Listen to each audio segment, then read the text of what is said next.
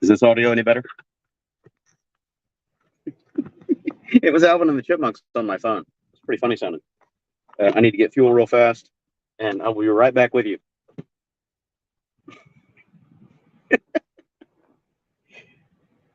So how's the audio now?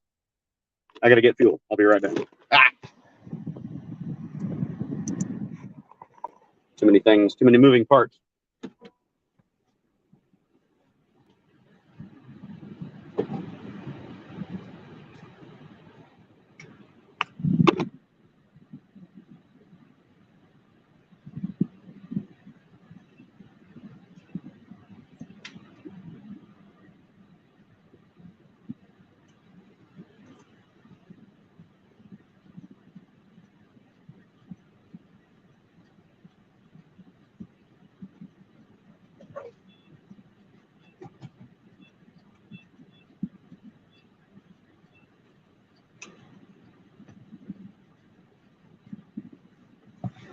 Okay, scrolling to the end. KTM Racer. Okay, good deal. Hopefully it sounds all right. That's better. Okay. Yeah, something about my phone. It had me in Alvin and the Chipmunks mode. So I just reconnected from my tablet here. That was pretty funny, man. I'm going to enjoy listening to that on the replay because I could hear it coming through my tablet. Even though I turned the volume all the way down, I could hear that. Funny. I'll reconnect with the phone in a minute. I'm filling up on fuel because the car is empty, like dead empty. Had 5 miles range left. I've got to go pick up Kevin. He was headed down for my Quasi Saturday Night Live, and the plan tonight was we were going to change his CVT belt on camera. Well, we're already doing that because his CVT belt just went game over. All right, gas pump popped. Hang on a second. Whoa, whoa, stay.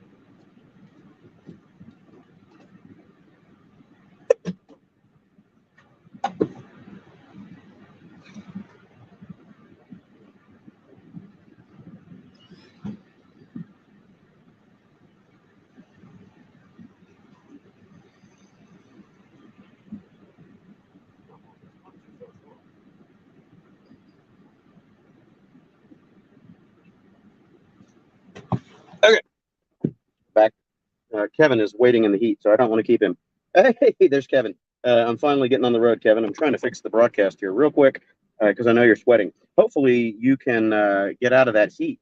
The picture that you sent me is on the road in the middle of nowhere. Is there anything that you can go get out of the heat? I hope you can. Once I get underway here, I'll be about not quite an hour away from you. It's 75 miles, so I've got my my radar detector up here, so be hauling balls out there to come get you. Bear with me one moment, please.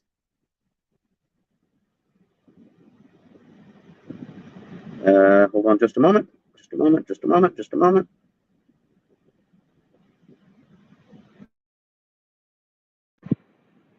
Okay, that's one of them. All right, I want to see if I can keep this thing going here. I'm going to put myself back in on the phone and get rolling because Kevin is sweating.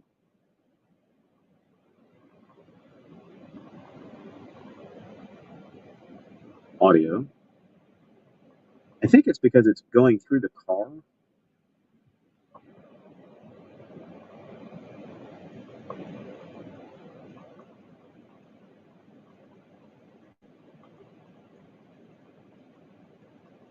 Test, test. Test, test, test. Yeah, that's working. Okay. So let's go there. Let's go there. Enter studio.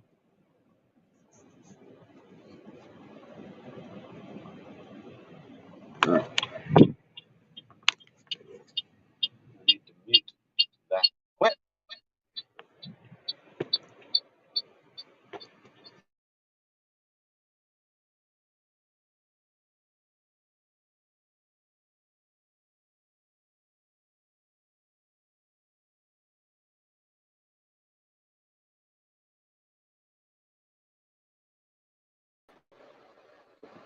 Okay, guys. Sorry. Technical difficulties. Just trying to hook this up quick. Get on the road. Kevin, the thing that was really keeping me down or delaying my departure was finding all my tools. They're still scattered all over the garage from when I got back from Cannonball, and I was trying to find my impact gun and some other stuff. And of course, the impact gun was dead. Battery was toast. So I threw it on a charge for, I don't know, 10 minutes, 15 minutes, something like that, just to give it enough juice to crank those variator nuts off of there. So anywho, I am northwestward bound. I'm going to pull up your location and head your way. Now, hopefully the audio is still working. I'm going to pull through this parking lot here and set my destination on the phone.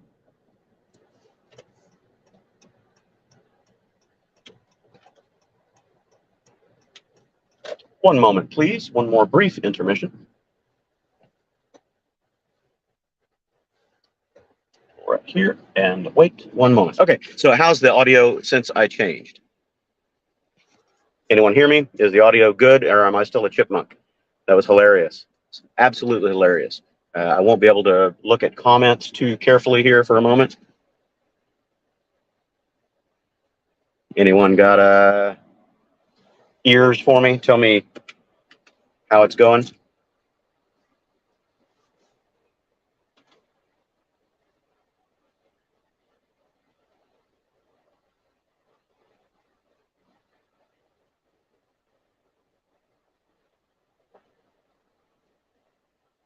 Test, test. Yep, that's good. All good in the UK. Hey, Phil, how's it going, man? Awesome. Okay, trying to get it going here.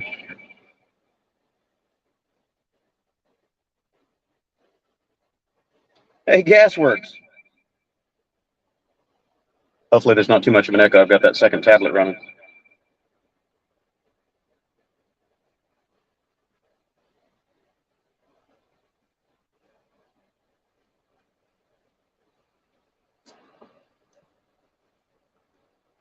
Okay, come on, come on, come on. What? I said mute, damn you. Set that over there further away. No matter how far I turn the volume down, it's still talking.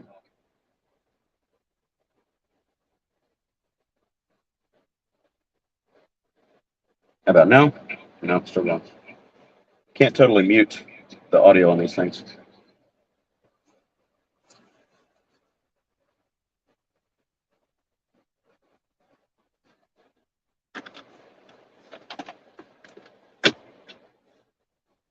Pardon the technical difficulties, everyone. This is live production with very little forethought here. I was not planning on getting on the road, and I'm sure Kevin wasn't planning on being stranded on the side of the road. Google Maps, Maps, Maps, Maps.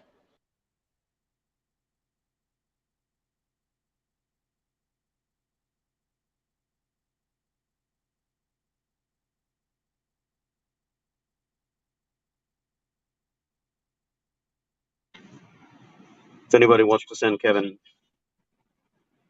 a drink sitting out on the side of the road, he's located right now at 14680 290 West.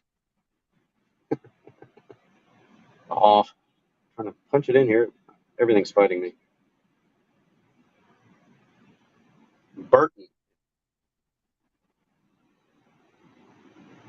Yep, that's the one.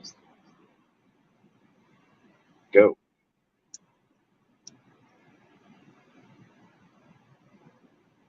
Let's take I-10 West, Katy, and Farm to Market 2502. Got it. All right, I'll go back to the other camera now.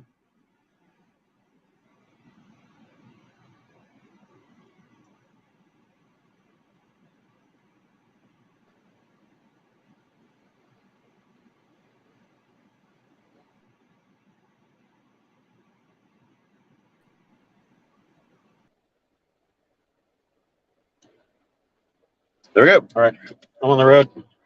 Got to make sure I've got all my ducks in a row before I end up making wrong turns trying to find Kevin. And of course, I had 3 other text messages come in, including one business call right then for a network and server issue, but they're just going to have to wait.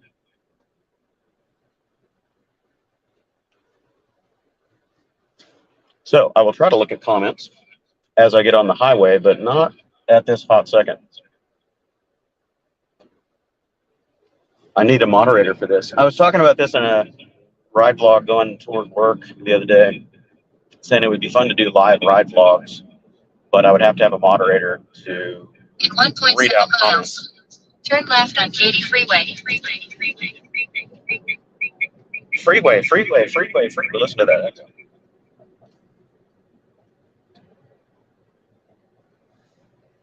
All right. I'm trying to pull up comments. I know there were Twitch streamers that were doing this a while back, and they were getting Twitch streams shut down because of dangerous behavior or whatever. People were driving down the road and not paying attention to what they were doing. So I think Twitch nixed that.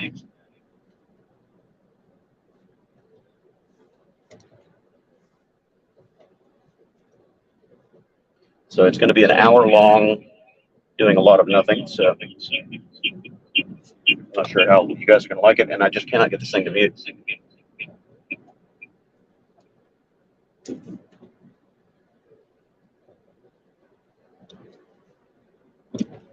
That's weird on Android. You can't totally silence phone calls. It's very strange. Volume does not go all the way down.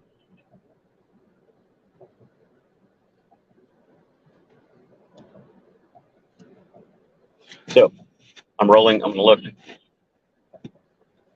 Killing your data. Didn't quite read it.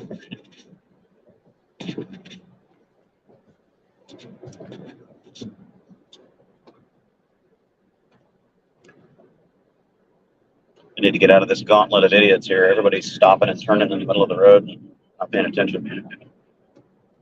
Just had one guy swing across 2 lanes to do a 4-lane wide U-turn. Okay.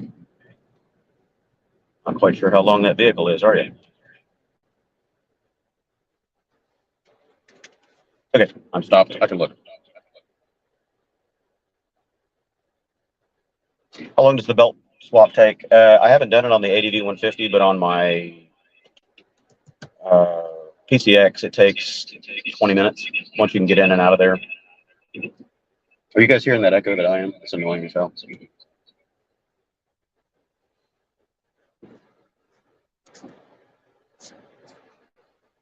Audio, gotta watch the light. Yeah, audio cancellation is turned on.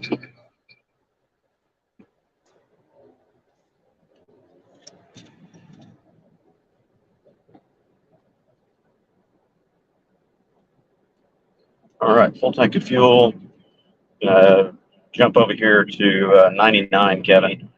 Haul ass north. So I'll be coming up 99 to 290 and then out toward Bastrop, Burton area.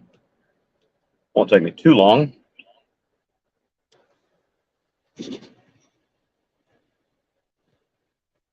That is a good question. I'm looking for that. I can read it easier on the tablet. That's why I brought the tablet. Bobby's asking, aren't those pretty bulletproof? Yeah, they normally are. But the problem is long, hard highway running takes a toll on them. They tend to wear out kind of fast. So, yeah, there's that damn echo again. Quit.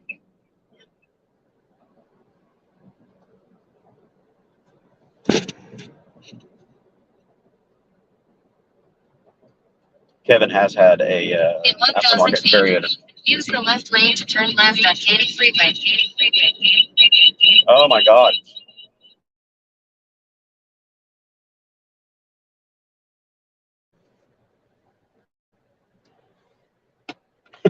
I'm gonna have to manage this echo. I can't have the tablet up here for moderation.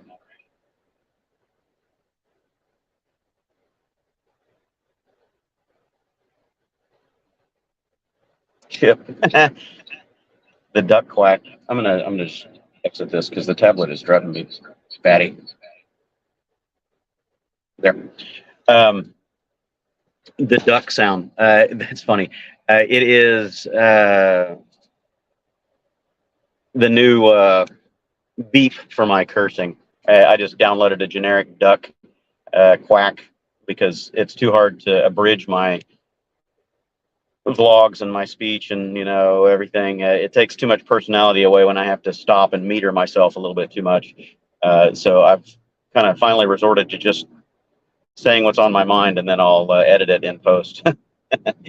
So the duck quack is my bleep noise. Turn left on Katy Freeway.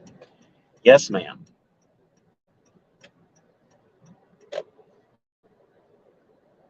I'll look at another comment here in a moment.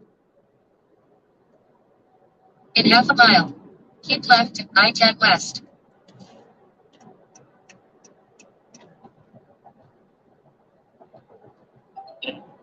I should get Heather in here. Heather on Wheels, if you're in here, I'll see if I can send you an invite. In 1,000 feet, you could moderate. use the left lane to keep left.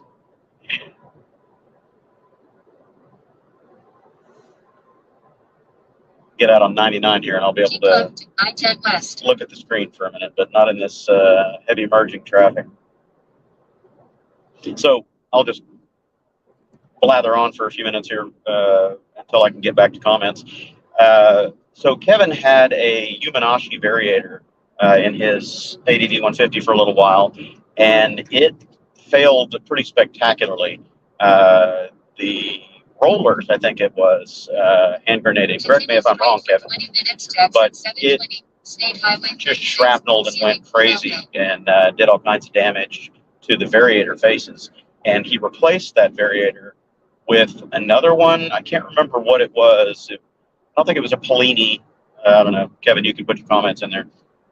I'm not sure what it was. But I think he's hoping that one was a little bit more reliable. I don't know that this belt failure is related to that Variator, or if it's the old belt. I have no idea. If it was the old belt with the Variator that blew up, then yeah, definitely that belt was probably compromised, so that shortened its life. So, not really sure.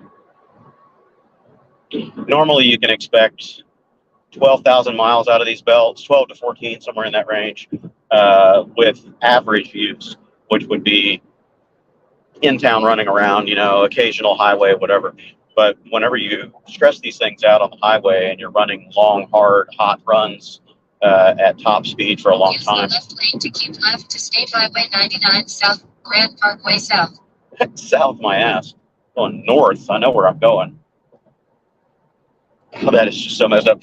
Google has been doing that lately. Anybody use Google Maps or Waze lately? And have you noticed, particularly here in Houston, it tells you the wrong direction. But if you look at the screen, the curve is going the correct way. But it just told me, stay left and go 99 south. No, I don't want to go south. I want to go north. I know where I'm going. You're confused, lady. Anyway, but it's still on track. It's giving the wrong verbals. Anyway, so out on the highway, the CVT belts heat up and turn left. Shut up. I think it just In half a mile. Turn left. No, she is wrong. In half a mile. Turn left. It's trying to tell me to go south. Why would I want to go south? I want to go 290 north toward Austin. Anyway, the belt kind of vulcanizes or something. I'm not sure what happens to it, but it definitely doesn't hold up under long highway abuse for more than, let's say, 5,000 or 6,000 miles is about what it's going to get. And we've had some people be able to complete the cannonball on a belt, and not have any problems. But I think this last cannonball, we had 3 ADV150 riders that went through a belt either during the cannonball or shortly after the cannonball. So it takes a toll. Long, hard highway running.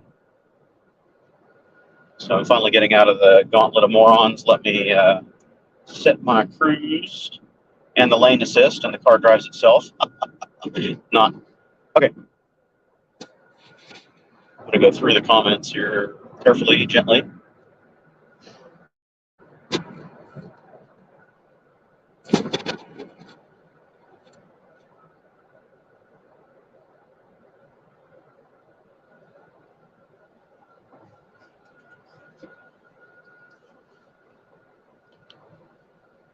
Turn up my volume on my radar here.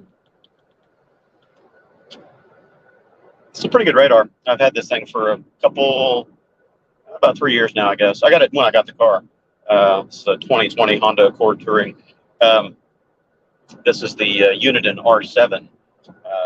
It was one of the best ones out, kind of competing with the Valentine one when I purchased it a little while back. It's crazy expensive. It's like $700, but I got this on Woot clearance, a refurb for half price. It's like $379 or something like that. Like, yeah, sure, I'll take it. It saved my bacon a few times in the car.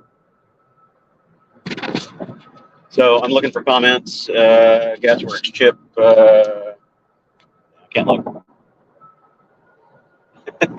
This is proving to be challenging. Should have brought somebody with me. Should have gotten Josh out of bed. Have him moderate comments.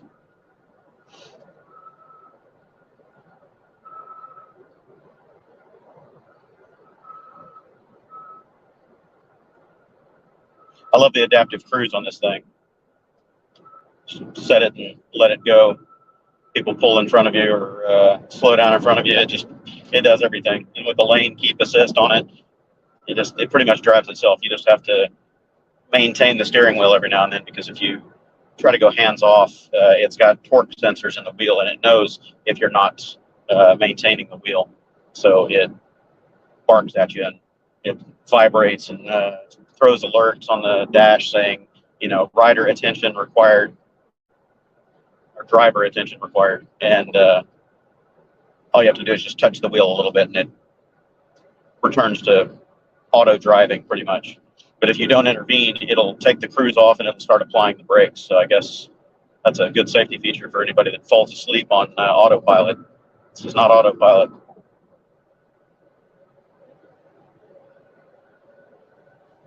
All right, anybody? Hey, Mike Rivera. I'm trying to see comments palm spots in the road. My screen is like really, really tiny on the phone. The font, I don't know why it's super tiny. It went into desktop mode instead of mobile mode. So everything is like, I need a magnifying glass. Jeweler's monocular to read comments. That's not safe. I won't do that. Bobby, interested in checking out the ADV150? Yeah. I'll record it when I get there. I'll do live. As long as there's cell coverage out there, I'll be streaming it live when I arrive in about an hour, I think is my ETA. But we'll pull that CDT cover off of there and look at the carnage inside the variator housing. I'm no stranger to that now, man. I've burned through so many belts. God, on the Cannonball, had I kept to my original plan, which was to revert the variator back to stock on the PCX and put the OEM variator in it with the Dr. Pulley sliders, I think I would have been fine. I wouldn't have had a single belt failure, and I probably would have placed pretty well at the Cannonball. But I left that dog in there because it seemed to be behaving itself. But I had a combination failure.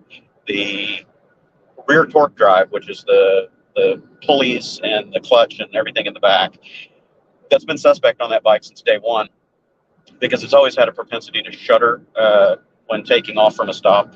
So it would, it would shudder as it would pull away, and then it was fine. And I just thought that was, kind of somewhat normal until I got the 2016 PCX a year or two later, and it was butter smooth. It never did that. So I was like, I wonder why this one does this and the other one doesn't. But I upgraded the variator in that 2015 just to get better economy, better top speed. And it kind of minimized, it went away a little bit, but as the miles went on, getting close to, 8,000 or 9,000 miles, the low end was really bad. It was not wanting to take off from a start. So what was happening is that torque drive, the pulley sheaves, it's like a nested shaft where they spread apart. And in the middle there, you've got a grease catcher of some kind, O-rings or something, that prevents the grease from the bearings that ride on the output shaft, or technically the input shaft of the final drive. Prevents that from getting out into the variator housing and on the belt. Apparently, it was getting stuck, whatever, and those O-rings blew out. So all the grease that were on my bearings spun out into the variator housing, and it was contaminating the belts. It was causing extra belt stress because that rear pulley didn't want to behave itself, all that. So that's really what the final determination of the crux of the issue was. The secondary failure, which I don't know if it was caused by that rear torque drive or if it was just the heat of running flat open forever.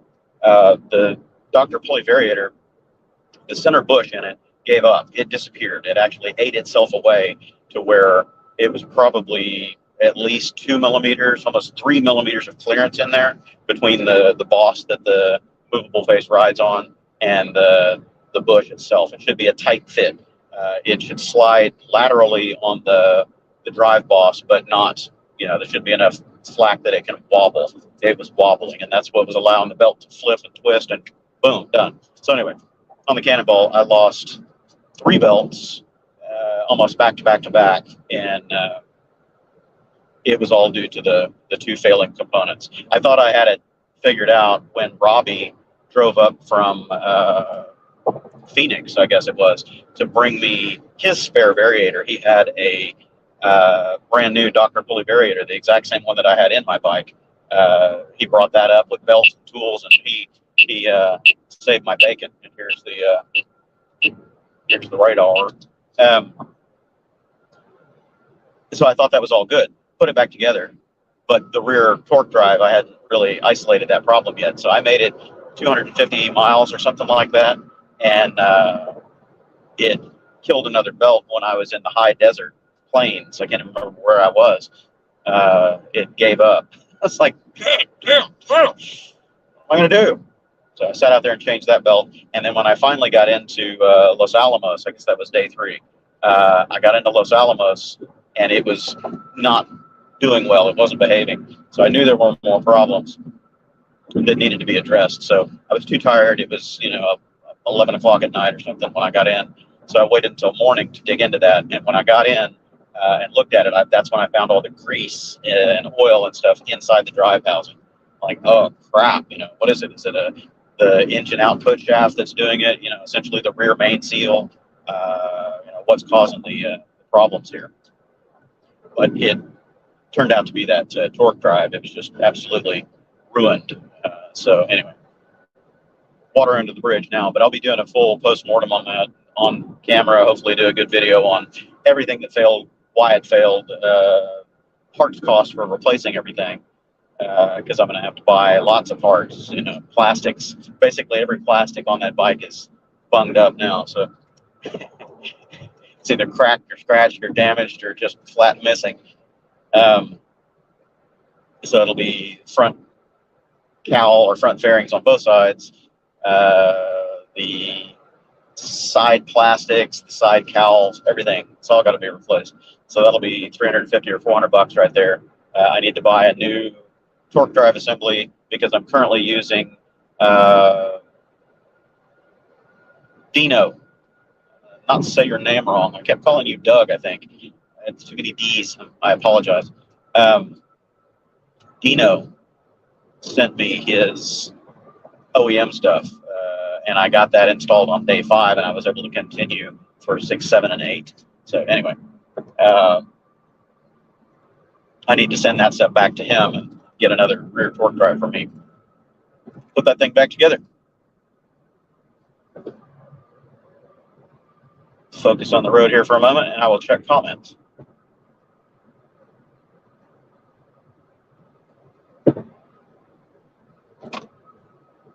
Thud. Too many screens. Too many screens.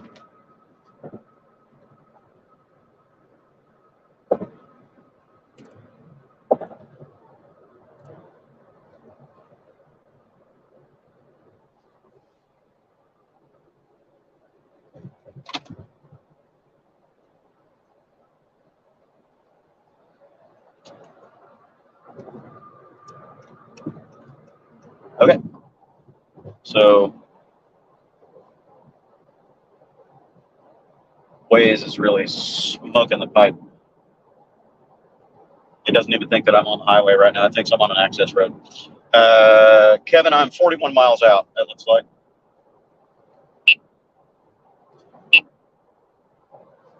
Shush. Man, people haul ass out here on 290 now.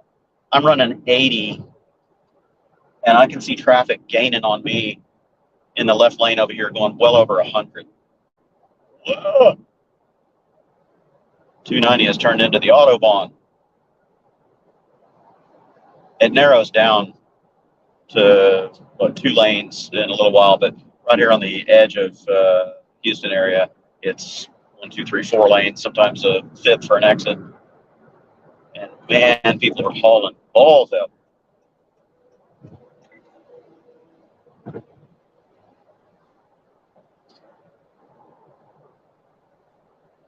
There's a whole string of them, man. I'm doing 85, and people are passing me 95 right here. There's 2, 3, 4 more coming up that fast at 95 miles an hour. Well, you people must have deep wallets, because that is one expensive ticket.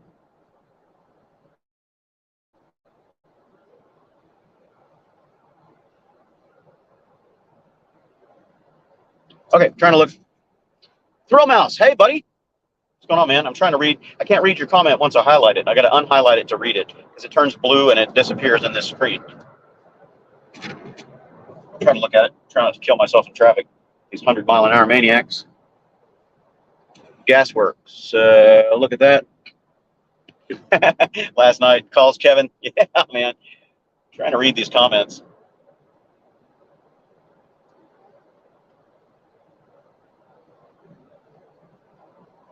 I wonder if there's another way to do that. I would have to stop again, and I don't want to leave Kevin sitting any longer than necessary. So what I'm going to do is wait until I get to my destination and I'll retool the tablet to be the primary screen because at least it's bigger. I've got a Samsung 8.5 or 9-inch tablet, whatever it is. No, it's a 10-inch tablet. So it'll be easier to at least read comments.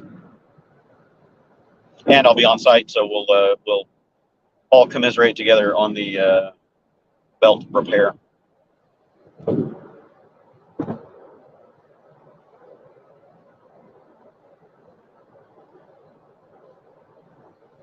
So, in lieu of reading comments and endangering my safety and Kevin's rescue vehicle, I'll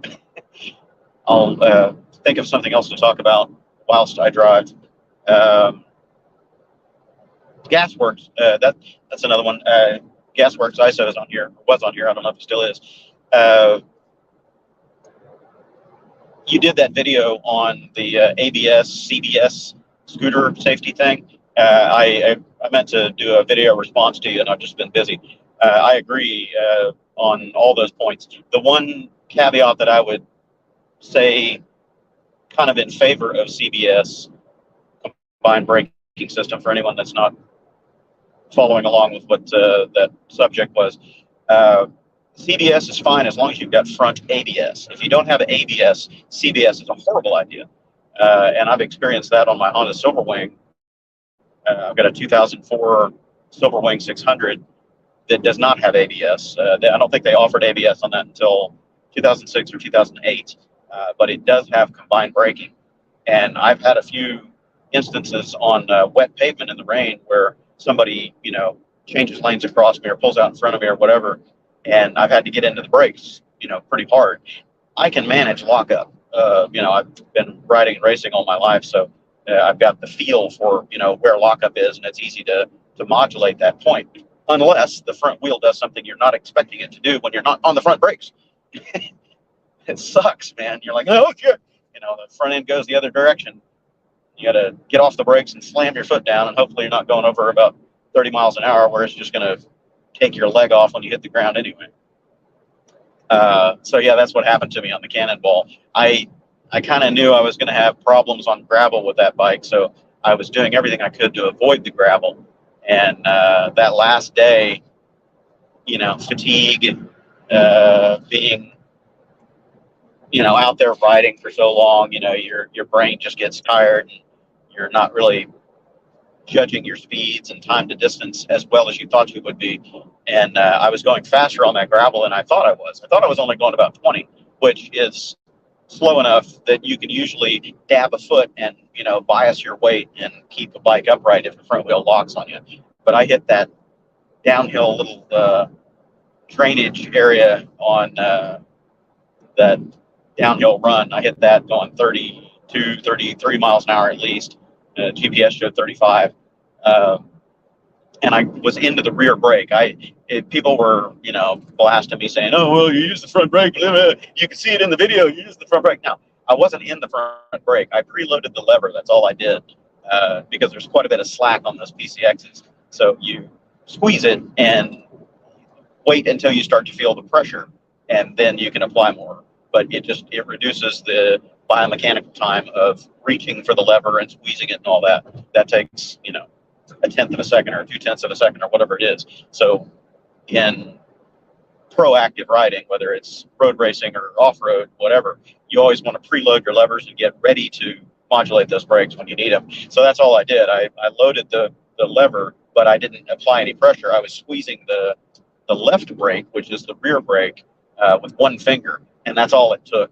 That minor amount of pressure pushing through the combined braking into the front wheel just instantly locked that front tire. Sucked. My leg is still messed up. My kneecap I fractured my right patella, and it's still healing. It hurts like hell. Every time I kneel down or bend my knee, it hurts. It's going to take a while. All right, let me check the 32 miles. Itchy nose, pardon me. All right, I've got another. I don't know if somebody else is doing my comments. I think I was turning them off, but it's still getting them. I'm going to read through. This guy lets me over. 4 or 5 more coming up on me at over 100 miles an hour in the left lane back here. And I'm doing 86. I am. This is a 65 zone, by the way.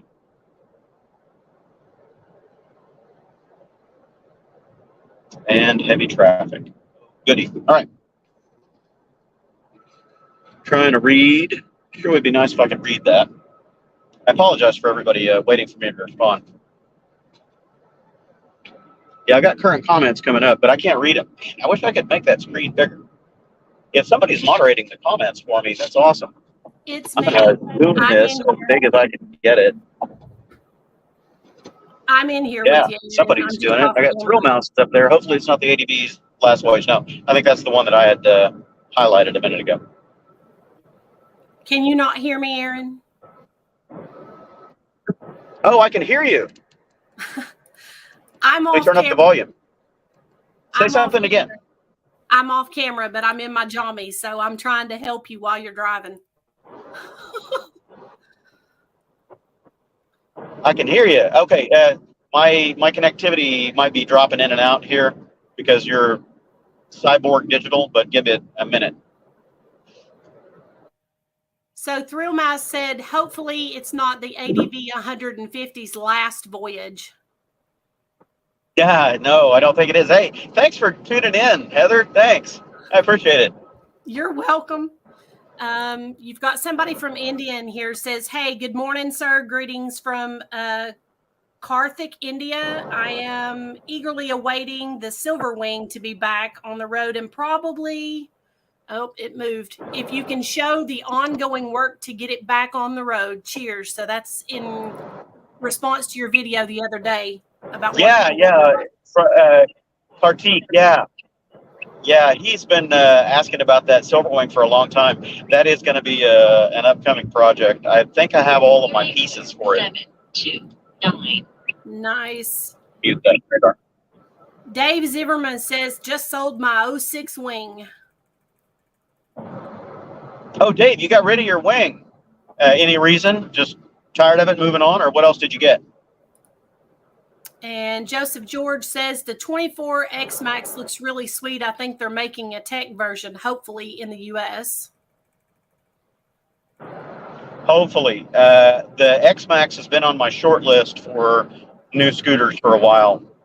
I've been hoping and praying and holding my breath, turning blue while I hold my breath, for Honda to bring the ADV150 here, or maybe the Forza 350, but they're never going to bring the Forza here again, I don't think, because it sold so badly or poorly back in the 2010s and whatnot. Thrill Mouse, in continuation of his comment earlier, I almost said good luck on your trip, but went for have fun out there, so he can't blame me for jinxing him.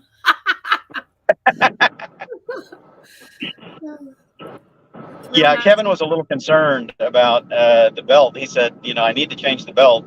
So he ordered one preemptively, and that's what we were going to do on the live stream tonight. But we're going to be doing it now. That sucks.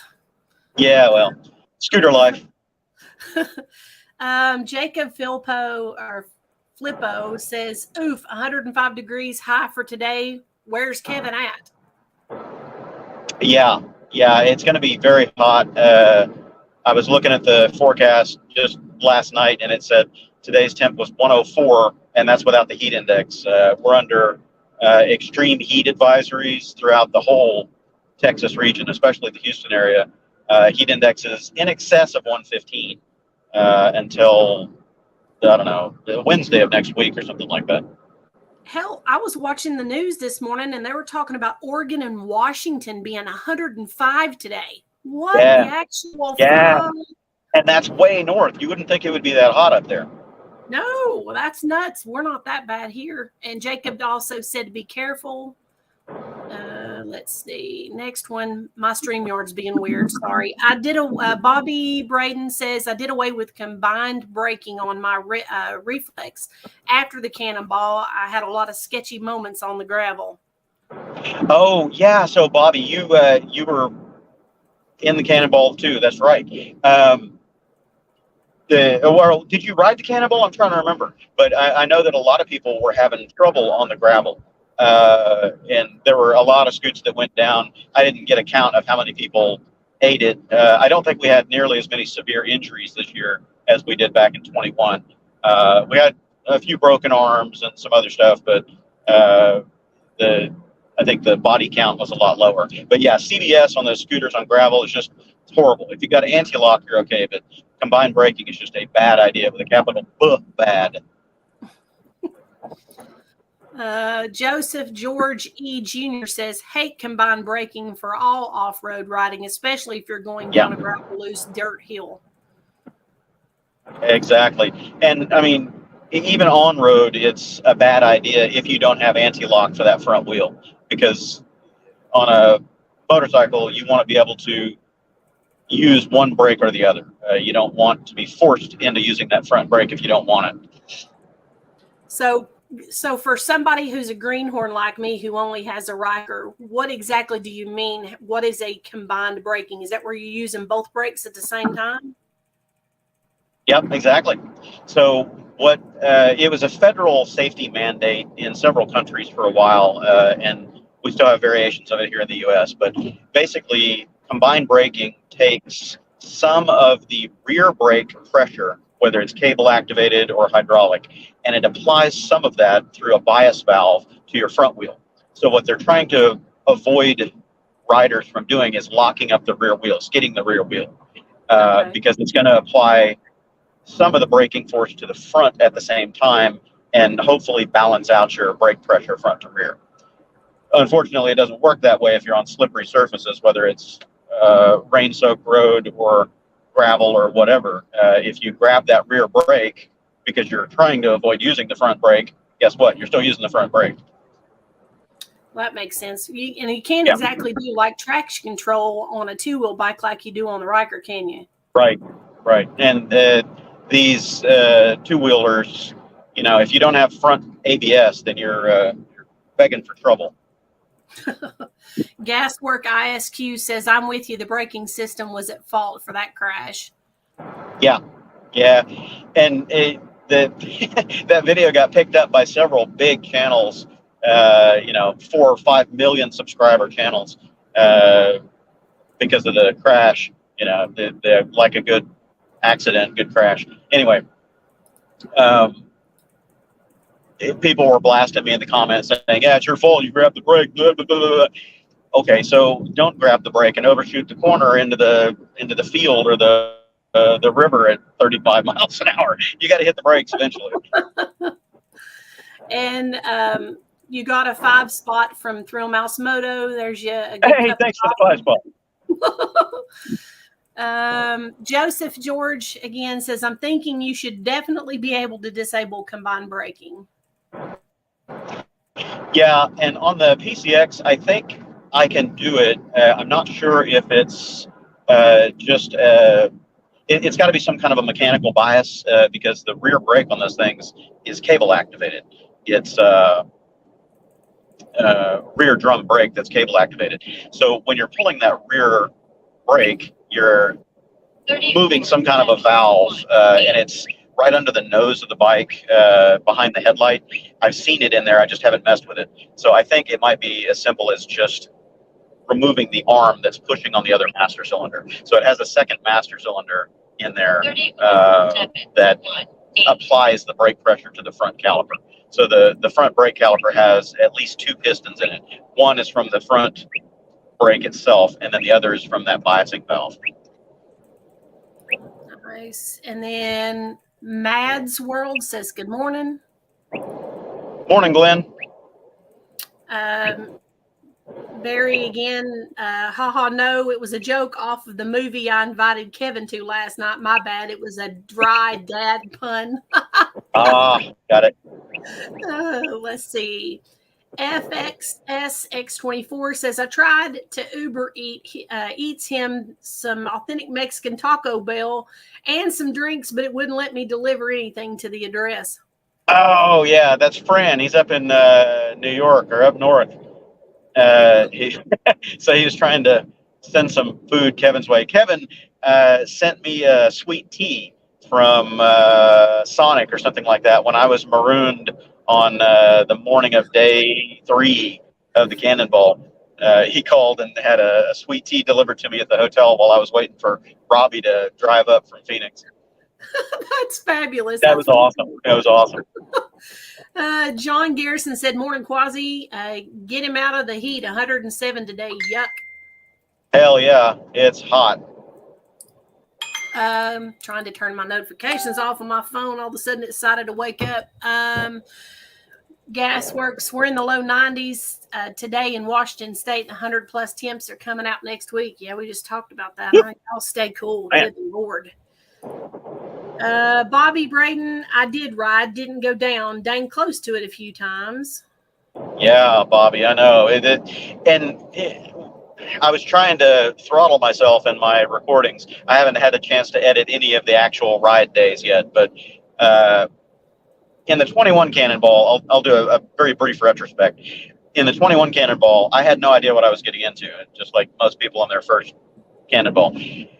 But the 21 Cannonball had a lot of gravel. I mean, a shit ton of gravel. At some points, we were stuck on gravel for 60, 70 miles, and it was not on the map. It was not on the route. You didn't know that it was coming until you're already on it. So we were all a little annoyed at that, and I was a little negative, going, this is absolute shit, I was mad because we were on those little Cubs with pizza cutter tires, and it was brutal. But a lot goes into planning those routes, and sometimes Google Maps and Google Earth and everything that Dave was using to plan those, they don't accurately reflect what that road surface is. You don't know how old the pictures are and all that, so some of it can't be avoided. So back to current events, in this Cannonball, I was trying to temper my my annoyance at some of the off-road sections because we knew about 3 that were supposed to be skippable, but apparently there were a whole lot more that were undocumented. We had several 10, 15, 20 mile stretches that were not documented as being dirt, so you just have to take them and hope for the best. But yeah, I think go ahead. I took a friend up in the Virginia mountains and decided to take a road that you couldn't see because it's on the mountain. So we headed up, and all of a sudden it became gravel, and she was on a Harley, and she was terrified of her bike to begin with. She can't even back up. She was like, "What the heck?" I said, "I'm not stopping. I'm going to keep going." Her son was on the bike with me. He said, "Don't stop. She'll freak out. Just keep going now." And I was like, "She's going to kill me." Right. You don't know. Yeah, and it just depends on the tires and the, not just the tire tread, but the profile, the width of the tires, and how heavy your bike is. These scooters, most scooters have, anywhere from 10 to 13-inch wheels, and they've got fairly wide tires on them. So the wider the tires are, the better you generally handle on those soft surfaces because it distributes the load. The PCX that I was on has pretty narrow tires. I mean, the front, I think, is 80 or 90 millimeters, and the rear is only 100 millimeters. So it's pretty narrow. And when you've got it loaded heavy, it digs in and it wants to plow wheel all over the place at random intervals without your consent. So it gets a little dicey. And then, of course, the Super Cubs back in 21, those are, literal pizza cutters, like 70 millimeters wide. So, yeah. So let me ask you this, coming from an off-road environment where, the density of the tire, whether it's a softer tire or a harder tire, are they about middle of the road as far as, the type of rubber they're using on these things? Because, the harder the tire, the worse the surface is going to be when it gets rough like that. Generally speaking, yeah. The durometer of the rubber, how hard it is or how tacky, really applies more toward on-road tires for road use. Off-road, you're going to have kind of a medium durometer rubber no matter what. What makes tire width and the tire tread, how much block tread there is and space between the blocks. Yeah. So knobbies, as they're commonly known, are going to have a pretty big spacing between the tread blocks that allows you to get bitten into the surface for traction. And Also, you run those at much lower pressures to where they can flex a bit over rocks and stuff like that, and that also aids in your traction. The problem comes when you try to put street tires on dirt or gravel or loose surfaces like that, because they don't have enough blocking between your tread. There's not enough open space to really grab the surface.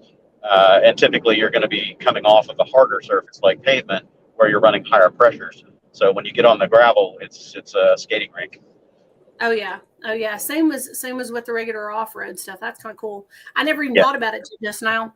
Let's see, John Garrison. And you can always, not to interrupt, but you can always air up and air down if you are planning for those events. And people were, blasting me about that too. But you don't know that you're going to be on gravel until you just hit it on these runs. It's not scheduled. You don't know that it's there. And then suddenly, oh, Jesus. Some guy just pulled out in the middle of the highway right in front of us. I heard the horns. Good. Yes. Pulled out from a little turnaround in the highway and just parked in the road. Didn't even bother to accelerate. Anyway. Good. So, yeah, you can air up, air down. But if you don't know it's coming, okay, great. I'm going to stop on the side of the road. I'm going to air the tires down. And then you go a mile and then you're off of the gravel again. Okay, now I got to air the tires back up. That shit doesn't work. No, it's too time. Not when you're on schedule. You got to go. Yeah, way too time consuming. Let's see, Mad's World. The way it works in most cases, if you hit the front brake only, you apply 80% to the front and 20 to the rear. And if you hit the rear brake alone, you put 70% to the rear and 30 to the front. Yes, generally speaking, yeah. And I think that's what the bias is on Honda CBFs is about 30%. But when you don't want that 30%, you don't want anything on the front rotor because of the surface, then you don't have a choice, and that's the problem. So makes sense. And John Garrison is answering. Gas works in. We're in a day 40 straight triple digit in Texas. Yeah, you guys are just sweltering with no rain. At least in the Houston area, no rain. That's because East Tennessee's getting it all. We're having I know. There's a vacuum cleaner out there. Yeah, there's a rain vacuum cleaner out there sucking it away from Texas. There's like this heat dome over Texas that's keeping us hot and dry. It's crazy. Y'all can have our rain. I'm over it. We can't ride. We can't do shit, and there's all kinds of stuff tore up everywhere. It's awful now. Yeah. Chuckles Castle. Good morning. The key phrase: you messed with valve. Messed with a valve. Not sure if I follow. I don't either. And he said LOL. So I'm not sure what that is. Chuckles, you'll have to explain a little more. John Garrison, the 24X Max Tech Max version is only available in Asia and Europe. Yeah. Asia and Europe get all the fun stuff. We don't get a lot of that here. And unfortunately, what it really boils down to is sales. It's money. Scooters are typically very poor sellers here in the U.S. market, because all of the American riders and our cagers, it's always bigger, faster, better. You've got to have 100 horsepower and 100 miles an hour to go anywhere. So they don't look at smaller displacement bikes or scooters as viable transportation. And when Honda and Yamaha and a lot of these brands decide to bring stuff here as a trial, they just don't sell well. So they decide, okay, well, U.S. is just not the market for that, and they don't bother trying again, even if the tides have changed. And I think over the last handful of years, let's say 8 years or whatever, since the Grom came out, I think the American market has changed, and we're starting to appreciate the small bore bikes a little bit more. So I'm hoping that they continue the trend of bringing some of the stuff over from the European markets, because they get all the fun toys over there. All the small displacement stuff is awesome, because they have a graduated licensing class over there where 125cc are the learner bikes, the cheap insurance, and then the bigger the displacement, the more insurance you pay, and you've got to get a different license to actually ride them. So that's why those sell better there than they do here, because here you get your driver's license at 16 and jump on a Hayabusa. Not necessarily a good idea. Can't you? I think in some states you can get them at like 14 on a motorcycle. I think Tennessee. Yeah, agricultural states generally do that. I don't know about Oklahoma now, but when I was growing up in the 70s and 80s, you could get a motorcycle license at 14, and I did. Yep, I was blown away when I found that out during my Yep. Pan Am test. John Routhen 19. Hey, Quasi, wet and cold here in Southern Australia. Average 14s. You're on the opposite side. Yeah. 40s. He's talking about Celsius, right? Celsius, yeah. Jeez, yeah, that's pretty hot. John Garrison, global warming is a thing. Yeah, I don't like that term anymore because it's synonymous with a money grab, but definitely climate change. Yes, climate change is a real thing, and what I'm wondering is what the real science behind it is on the trend. Through fossil record and everything, climate scientists, real scientists, have been able to figure out that this is a cyclical thing. Every few hundred years, the Earth goes through these warming and cooling periods, and about every 10,000 years or something like that, we have either a major or minor ice age. I don't think we're headed toward the ice age portion right now, but we're definitely in a warming trend. And let's see, I said, please give this video a thumbs up. Oh, yeah. Dino Spumoni. Gosh, I love the last Dean. name. That's Yeah, Dean. No, that's it. That's his handle. Dean is Dean's the guy that sent me his brand new PCX driveline stuff. The whole front variator, the whole rear torque drive, everything. Nice. He said it's time to trade the 150 for a 160. LOL. I think so. Yeah, I've been looking at that 160. I did a live stream from Wild West the other day, and I was sitting on it, and I had a little bit longer video that I recorded on the helmet cam. I like it. The ergonomics are a little bit different on it. I really wanted to see the new display, the dash. I don't like the dash on the 150 at all, and the 160 has the newer Neo Cafe type display on it, so I'm anxious to see that. Nice. Mad's World, no more drama wreck, Aaron. Man, I hope not. I'm tired of all the drama. And my Silver Wing, my Rebel is down right now. I'm sure everybody probably saw that video. Focus on the road here for one moment because I've got a turn coming up. Oh no, it's 4 miles. So yeah, the Rebel is down. I still haven't heard from the shop. When I get back into the Houston area tonight, I'll call them, figure out what the story is. But I took it in because of the idle hang issue, and they tried resetting the DCT, and it won't go in gear now. It's dead stick. So not sure. No. And I've got a 5-year extended warranty on it, total of 6 years, so I'm not concerned. I mean, it's going to be handled one way or another. Well, the good thing is you have 10-ton more bikes to ride, so you're not out completely. You're not like the rest of us. You've got other rides. Yeah. I've got to check a text message, so my audio might drop for 1 second. Hold on. Kevin just sent me a text. Okay. I hear a radar going off.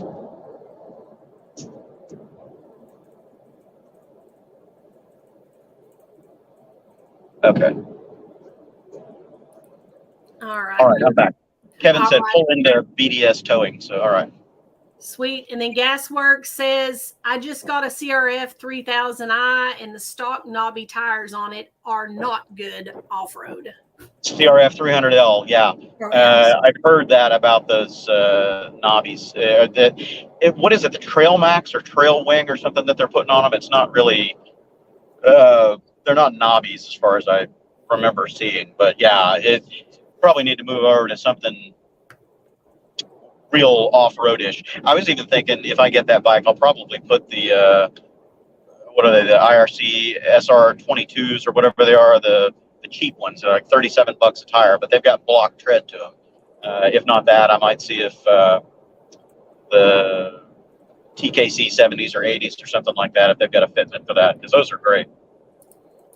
And Mike Rivera, I think he's talking about Knoxville, Tennessee. He said Knoxville's gotten a lot of rain here. We've definitely gotten quite a bit. Is he in Tennessee? Yeah. I think Mike is up there in Tennessee. Sweet. And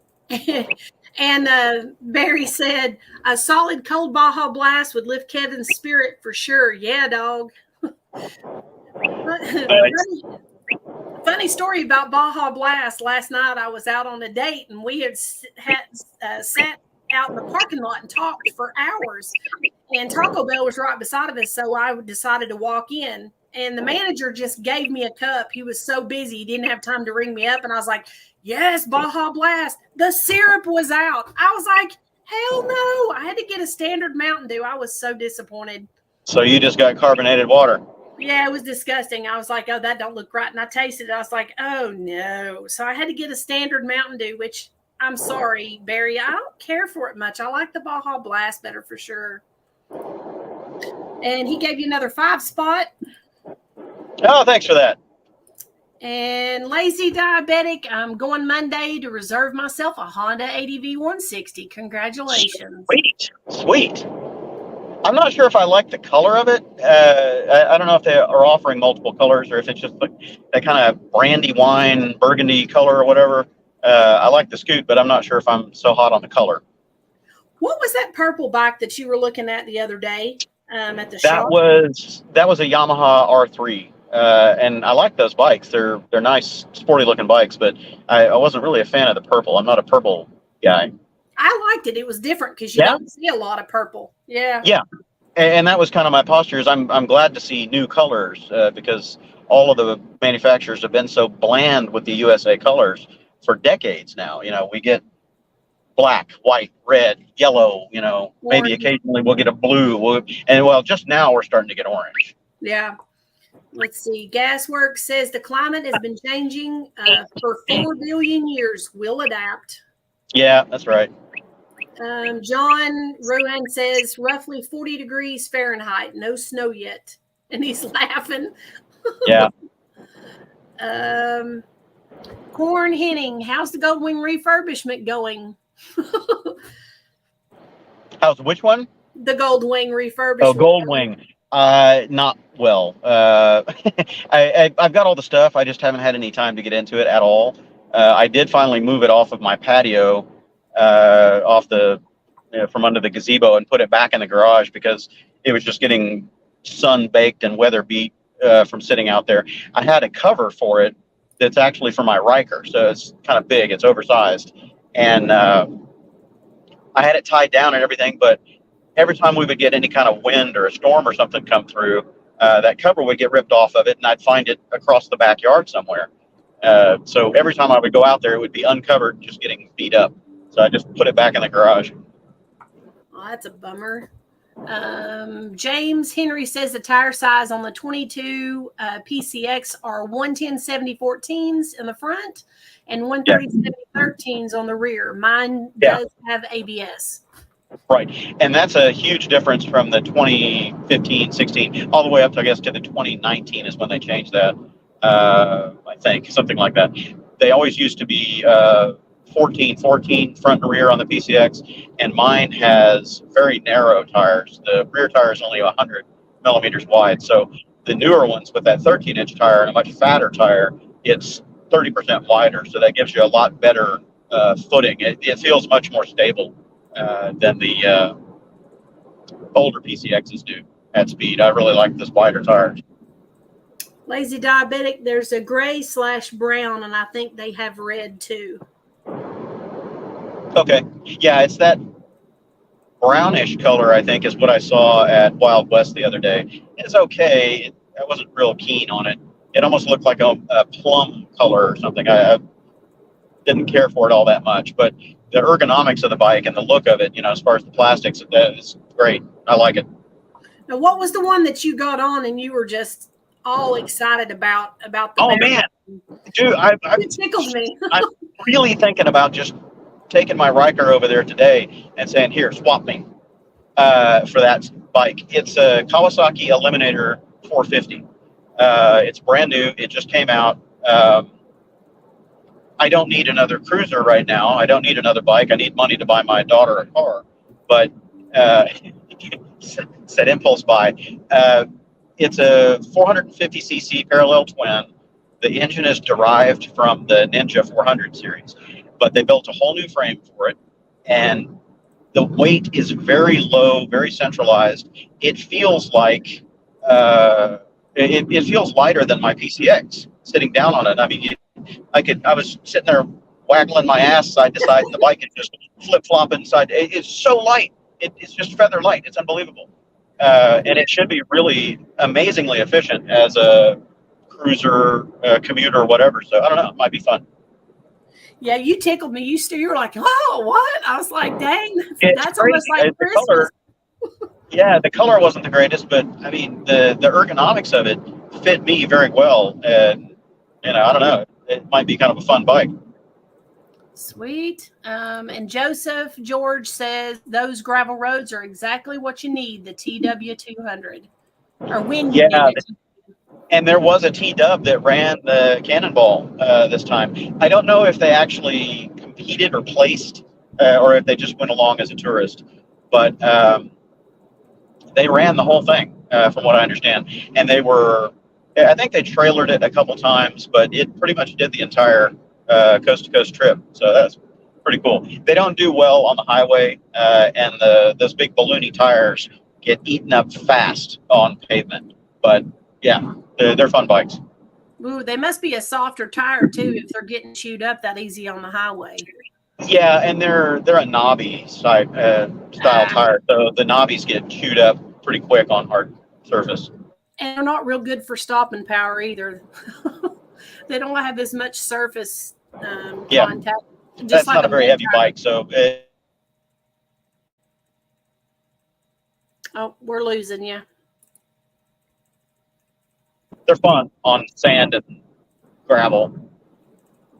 Sweet. And then Nathan Roundtree is asking, did you sell the Riker? Not yet. It's still sitting in my patio. I was hoping to have time to work on that today, but I think this detour is going to derail that. We'll see. And then this is next to the last comment that's up. We had a cold front that hit here in the morning, and it got down to 86 this morning, Mads World said. Wow. Yeah, I'd love to see 86. We're not even getting below like 86, 87 at night in Houston. It's crazy. Yeah, no, that's not cool.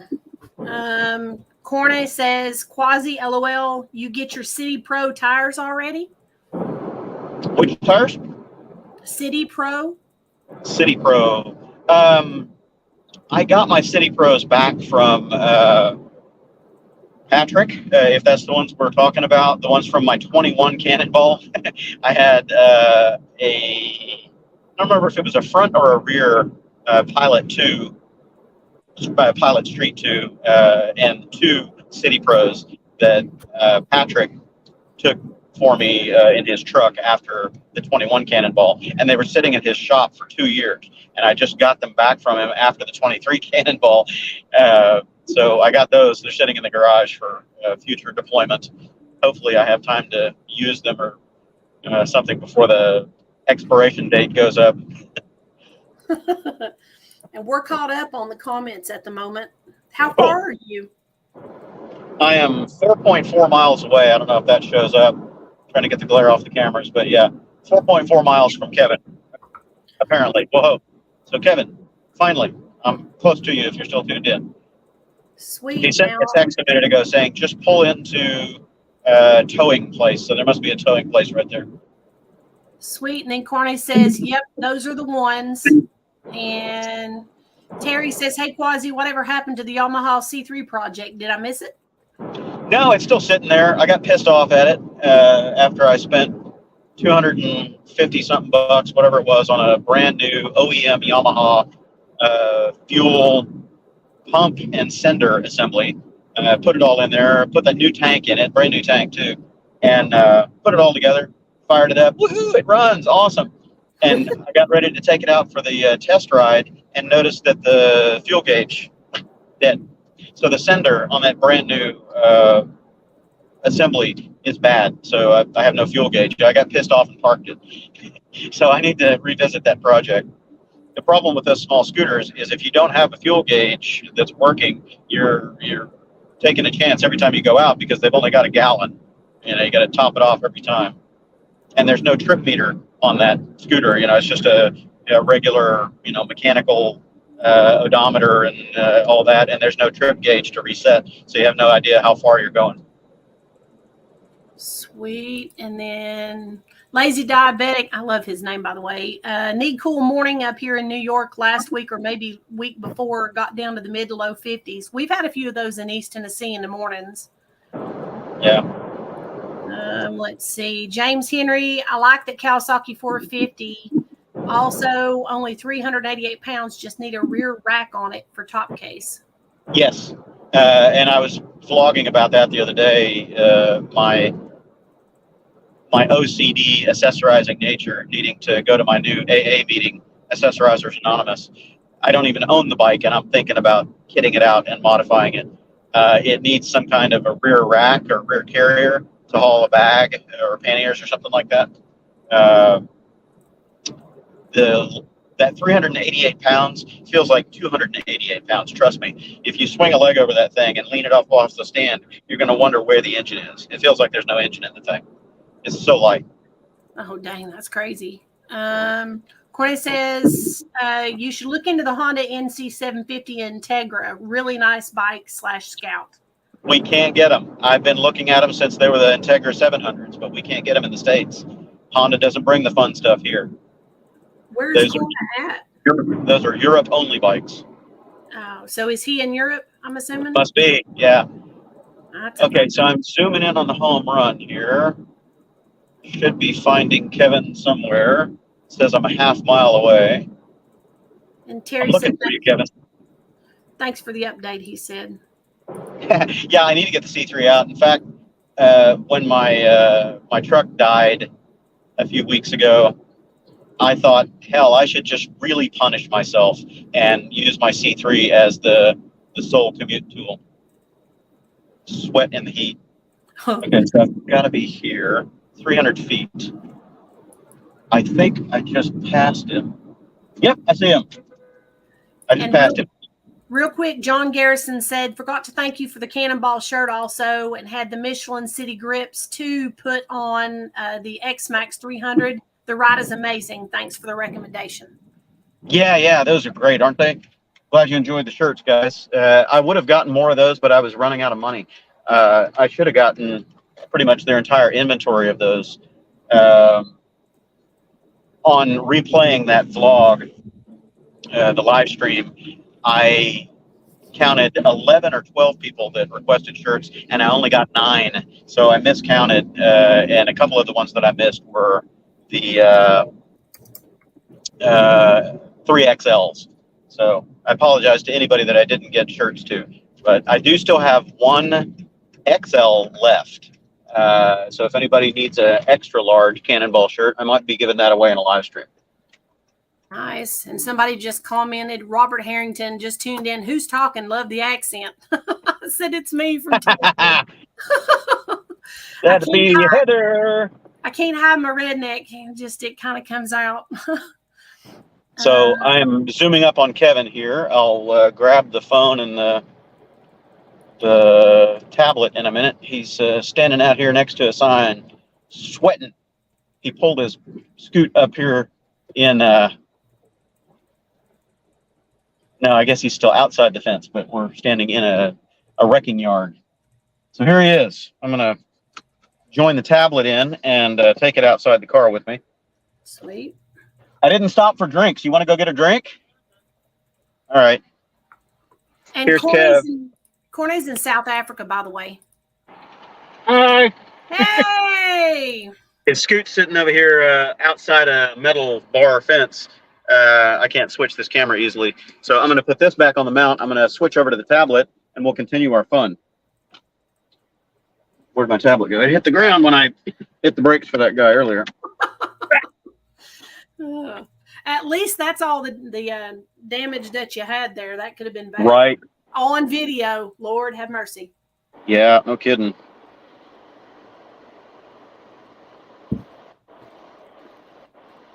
All right, so we're going to see.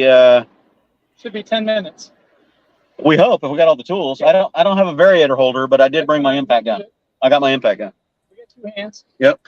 4 hands. All right. Let me get joined in here on this other one. Bear with me, everybody. Standing by. And I'm going to put my... Not scared 39G activating. Battery good. Connected. I need to turn off Bluetooth on here. Hold on one moment, everybody. And the bad guy says, "Good morning, team Quasi. Everyone needs a friend like Quasi. Stay cool and stay safe, guys." Hey, man, I'm just paying it forward. Everybody gave me so much support on the Cannonball. It was amazing. Not scared. Robbie and Dean and everybody that helped out. Power on. Damn it. I said turn off the Bluetooth. I mean, turn off the Bluetooth. There it goes. Not scared 3019 activated. Battery good. Connected. And Mike Rivera is asking me what part of Tennessee I'm in. I told him I'm in the Tri-Cities area in Churchill. Let's see. Juby says, Get "Did in I and pull miss up. any You want? Oh no, I'm good. questions?" Top the trunk. I'll get some tools out. We talked about X-Max a little bit, Juby. I'm sure he'll be posting it so you can watch it later. Sonic's S747 Quasi says Honda no longer makes Integra 750. It's replaced by the Forza 750 now. Yes, that's correct. The Integra used to be the scooter-esque version of the NC 700. That's how it started out in Europe. Then, Scared 3019. sorry, I'm trying to get my Bluetooth connected here. They still make the Forza even in the 750, I think, for quite a while, and then now it has been replaced by the the Integra was replaced by the Forza. The Forza is available in even a 150 or something like that, or a 125 over in Europe. It's awesome. It's like a PCX, but it's longer. It's more road focused for long distance stuff. It's pretty slick. All right, sorry, I'm gonna fiddle with this. No worries.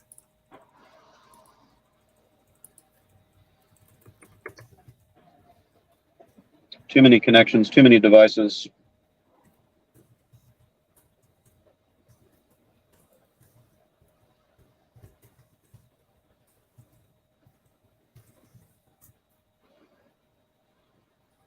Ugh. I want to get my little Bluetooth connected to my tablet here.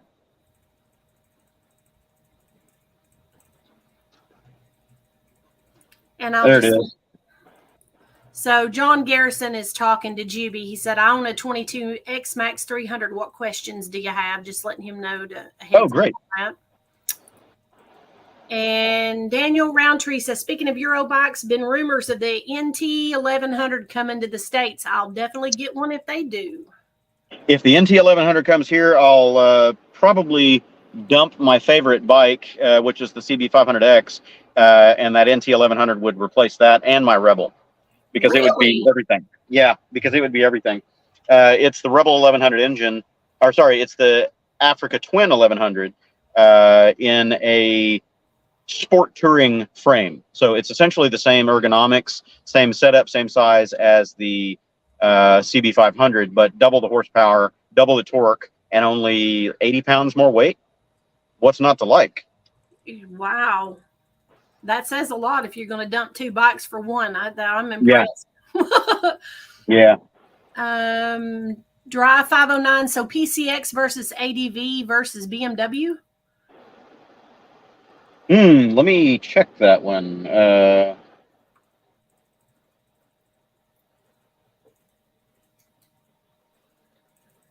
And Jacob Flippo says the man of the hour.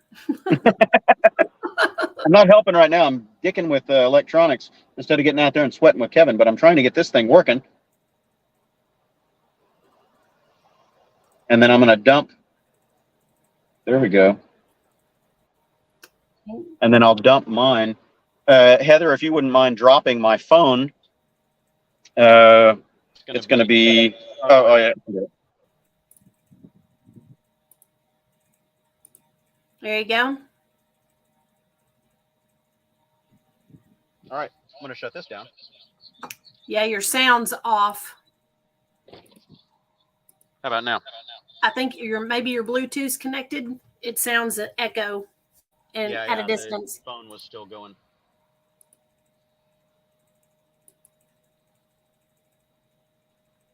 Okay. Are you able to hear me? Yeah, but you're really distant. Sound quality is at nil. So testing this mic versus this mic. That one, the second one, is better. Okay.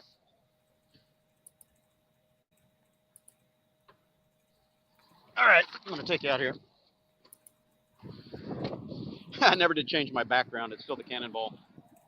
I'm going to switch cameras, put you on the other camera so you can see what's going on. Yeah, you're still really distant and faint. How about now? That's better. Okay, so I just got to get real close to it. It's windy out here, so the noise canceling is getting in the way. Yeah, you need to eat the mic, man. Nom, nom, nom, nom. Okay, so Kevin's over here already tearing it up.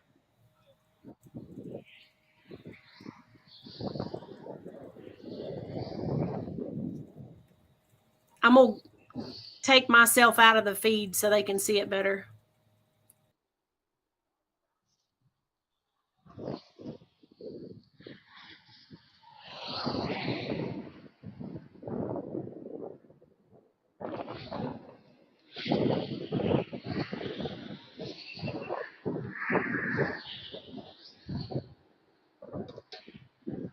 All right, everybody, so here we are, tearing apart Kevin's variator.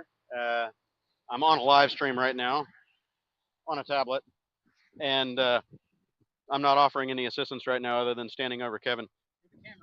I'm the cameraman. So he was headed down to my house and ended up about halfway before his belt said, bye-bye. In drive, now all of a sudden what? Yep, that's it. There's usually no in between. It's going, and then suddenly it's not. Good thing I bought a belt the other day. Yeah. Yeah, he reserved his belt over at Wild West, and I just happened to go over there to look at a service schedule for my Rebel 1100, and I did a live stream, and he tuned in, and he went, hey, while you're there, grab that belt for me. That was fortuitous. Yeah, sure was.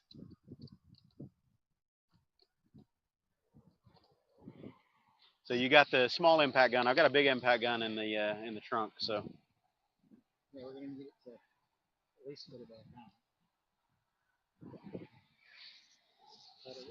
so you've been in here a few times. You know the routine.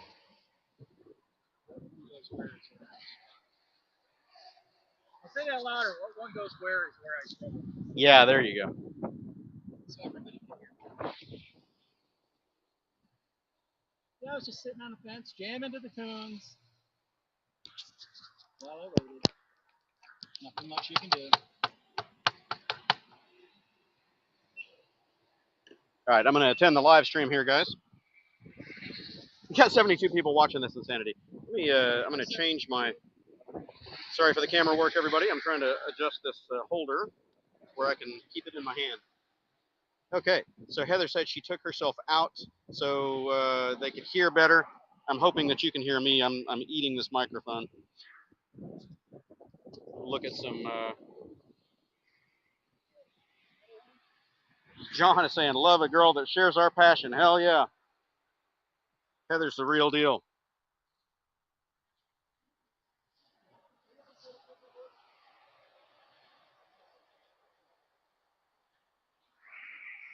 Juby is saying, I dread doing this myself. It's not that bad. It's really not too hard. We just have to pull, it's about 10 little 8mm bolts out of it here and there and everywhere. And then there's a snorkel for the front of this CVT air intake right up near that rear passenger peg. And the whole cover comes off. It's not too hard. The tricky bit is holding the variator still while you're trying to undo the drive nut in the front. And of course, you got to do the same for the clutch in the back. So we'll figure it out. We'll get it out of there. I don't have a variator holder with me, and Kevin doesn't have one either, but we've got an impact gun.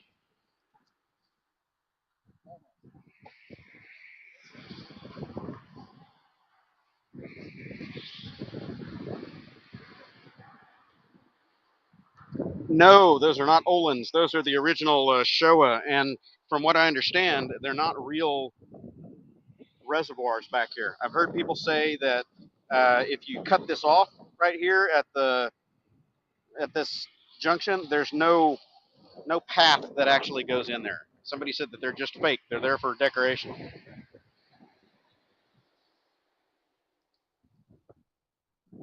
I'm going to leave you guys here with Kevin for a second. On a 22 X-Max 300. Yeah. So everybody ask John questions about the X-Max. He's got one. I'm going to walk over to the car and get the other big impact gun in case we need it.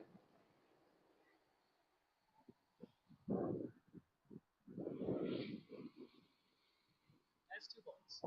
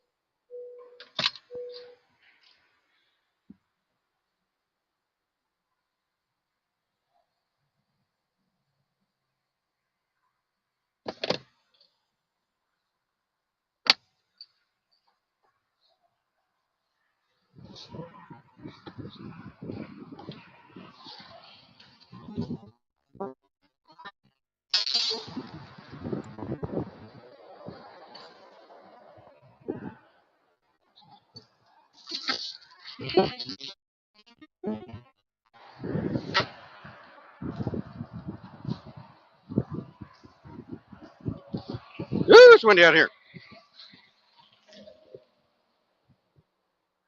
Wind's ripping 18 to 20.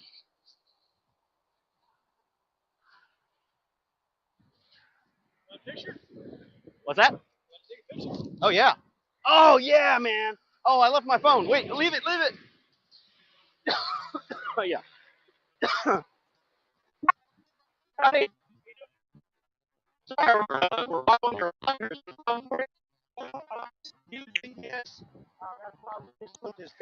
Oh, I got you. I can pull around if it's bothers you. He blew a drive belt on his scooter, and he just pushed it up here to wait kind of away from the roadside. Okay, that's all right. Yeah, just usually that's why we just put this tent up. I'll bet. Yeah.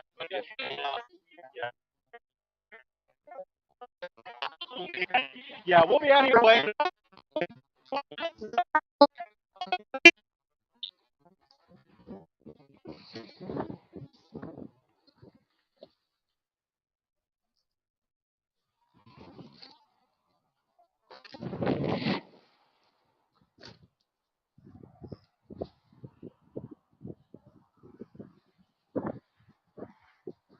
Man, it's windy. Okay. Just wondering what we're doing. Okay, gonna take some pictures. Oh yeah, that's spaghetti. Zero belt. That is spaghetti, kids.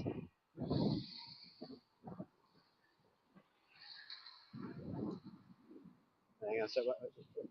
I was gonna get a video here. All right, my leg is in the way. You guys are gonna see this real time. I'm recording on multiple devices here. Yeah, here we go. So Kevin's belt is no longer a belt. It's a pile of shrapnel. Woohoo! Yeah, this is the stock Honda belt. No longer.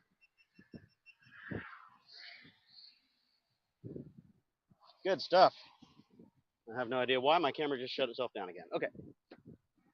These GoPros are pissing me off. All right, so that belt is no longer a belt.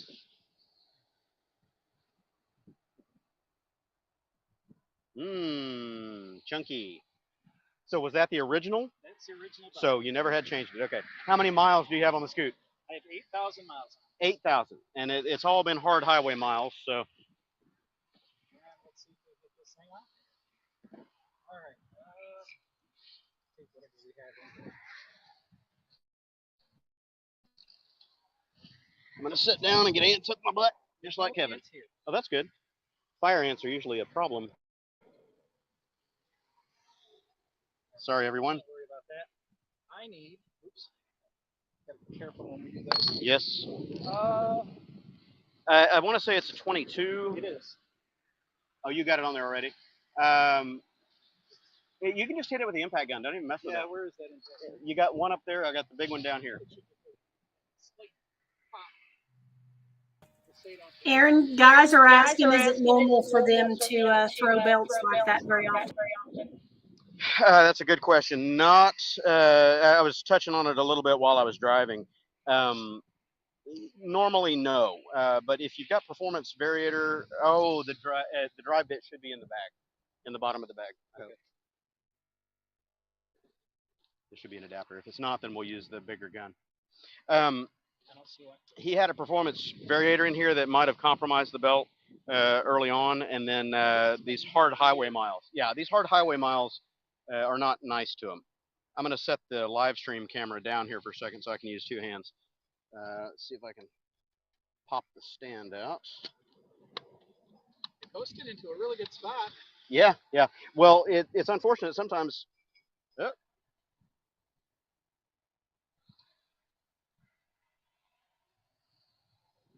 I think I may have lost you guys there for a second. Yep, I did. Sorry. The camera decided to, or the tablet decided to go to sleep. We'll get the big gun out. And this is a half-inch drive, so we need the adapter right here. And you need battery. And the battery usually helps. That's not the right one. Look for a half-inch. Is that a half-inch? No, that's a three-quarter. We might just have to use a three-quarter or a half-inch equivalent here. It fits just fine. I've done it. Bear with me one moment, everybody. That'll take anything off. Uh-huh.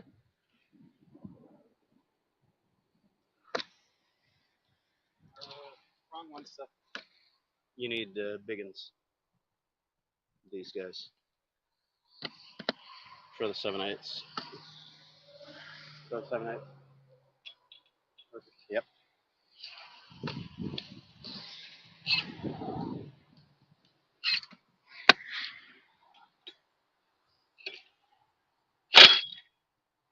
Done. Done spun it. I always put the nut face down. Yeah. Well, you can see which side has been used before based on the smooth compression side of it. Like to keep things Yep, I agree.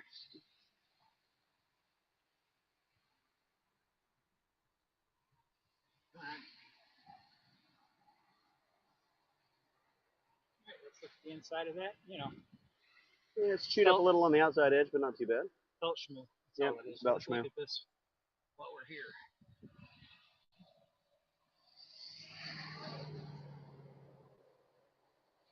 This is Dr. Pulley sliders.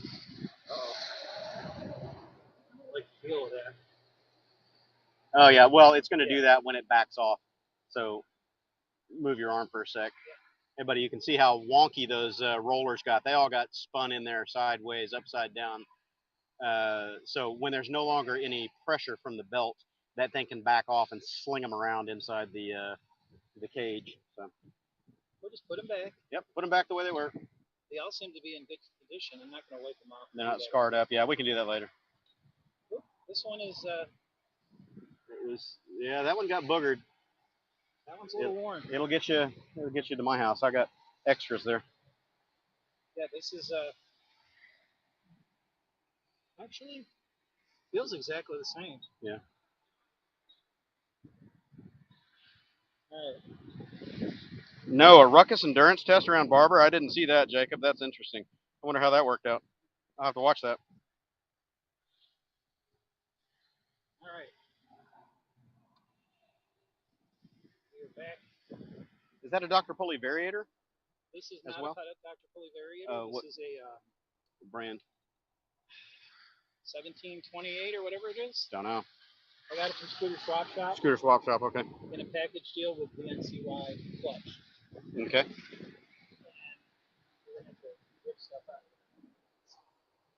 Lazy diabetic. That's a good question. The difference between rollers and sliders, we'd have to give you a visual demonstration to really explain it well, but basically sliders have a kind of a trapezoidal shape that pushes the belt, or pushes the ramp faces. I'm looking for my fingers in the camera. It allows them to pinch up higher and make the belt ride taller for a higher overall ratio. Rollers are round and these are trapezoidal. Yeah, so here are rollers.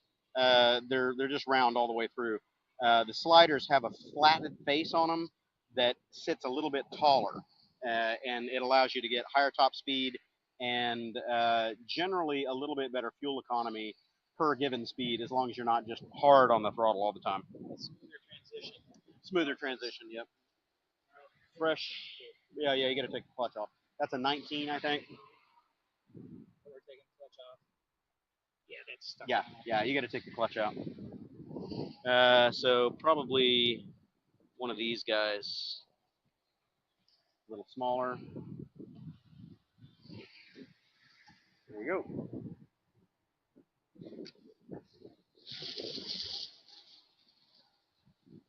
You see the owner of the property come over? He was walking over to us a minute ago. I called him to see if he was there. Yeah. Spin it? Yep, there you go. And belt chunks fell out of there when you did that.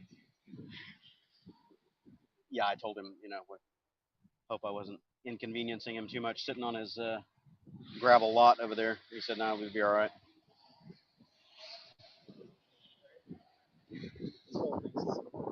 Trying to get the camera in there to see what's going on.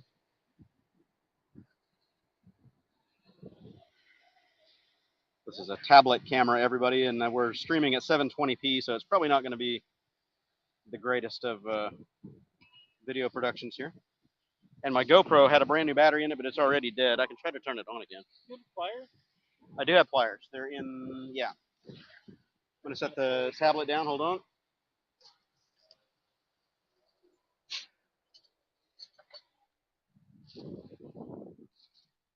Wait a minute. Here you go. Here, pull on that.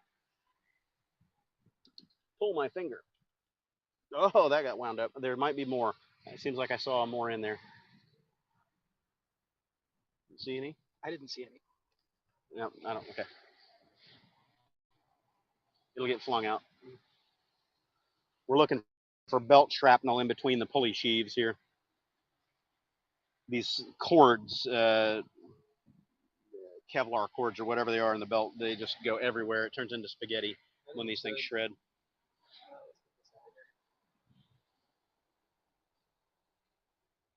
Yeah. So this had 8,000, a little over 8,000 hard miles on it, all highway use. Because I'm fat. Yeah, well, hard highway use, man.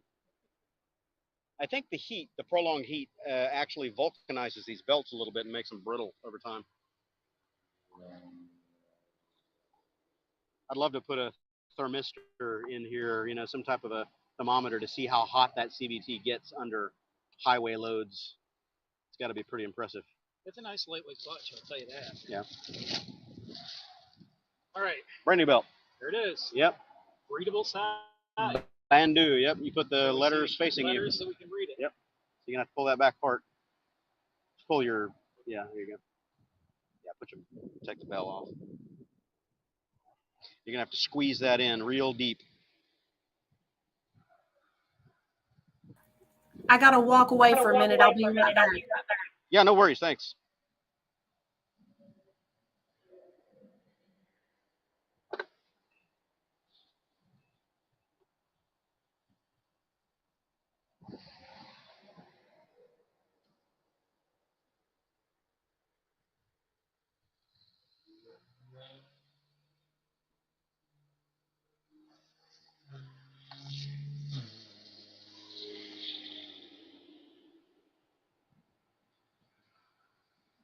Yeah, I usually put them on in 2 or 3 stages. I get the drive face cinched down just a tiny bit, and then start squeezing the.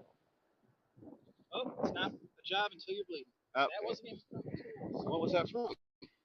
code. Oh. I don't have anything to give you. I might have napkins in the car. Give me that 22 again. 22. Where'd it go? I don't know. Yeah, I think we'll do that. I just want to do it manually. Yeah. Oops, I Right have there. a bolt.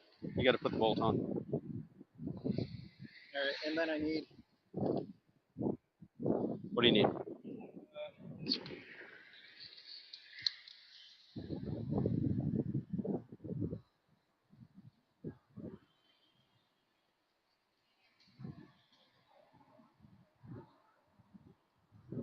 Easier to change the belt on a scooter than a chain on the bike?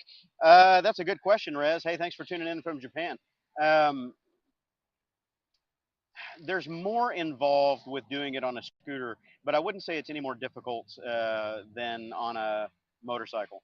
A motorcycle, you've always got to pull your rear wheel. So there's a bit of a problem there, unless you've got a chain breaker and you're, reassembling your chain in place with a master link or something like that, a removable master link. Generally speaking, though, you've got to at least loosen up your rear wheel, move the axle forward. That way you've got room to set your slack and all that. With a scooter, there's none of that, but you do have to pull apart the CVT cover and all the stuff to get the belt out of there. Now, some scooters allow you to get the belt out without removing your clutch and rear torque drive assembly. The PCX and the ADV150, you have to pull the torque drive assembly out because there's no room, there's no clearance over here on the right to get the belt out around the pulleys in the back end. So you got to pull the clutch out, and you're always going to have to pull the drive face off of the variator anyway.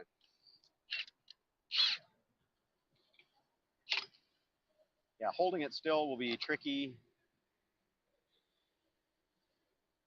I can pinch it. I'm going to have to assist Kevin here. I'm going to try to set the camera in the right angle where it doesn't tip over. I'll hold that still while you crank it.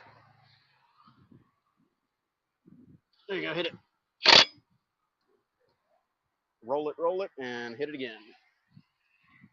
Don't pinch your fingers.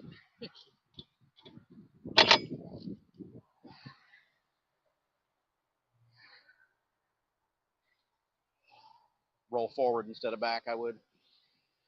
Yeah, there you go.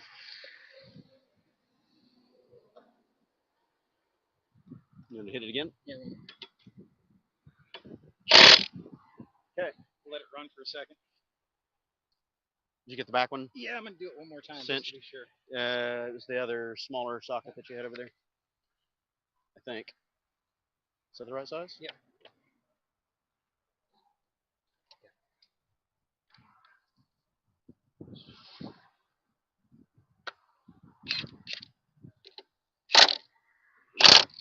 That's good. You're on. All right, let's start it up.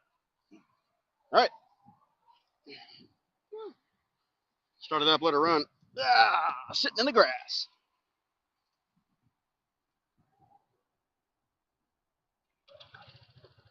No belt slap. Is it rolling? It's flapping, but it ain't slapping. Rev it up. Oh, your tire is kind of, hold your front brake when you rev it, just so it doesn't rock it off of the stand, because your rear tire is kind of on the ground here. Put that up on the stand. Yeah, back on the stand. Watch your leg as you're getting close to that belt. Yep. Yeah, there you go. Is it off? Kind of, sort of. Just hold your front brake so it doesn't rock it away.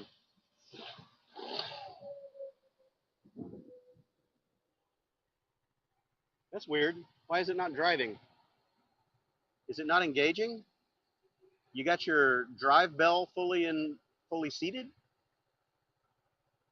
It should have been engaging there. We're not engaging. You have your brake set? Oh, you got your brake set. On the front. Yeah, your rear brake is set. That's why it's not spinning. This might, oh, yeah. Yeah, that's why. Okay, I'm freaking out. Like, wait a minute. That should be engaging, and it's not. Is it on the ground? I can't tell. What? Is it on the ground, or is it just stuck? Let's see. just that it's on angle. All right. I'm gonna set the. There it goes. Okay. I just wanted to see it spin because, like, wait a minute, your clutch is not engaging.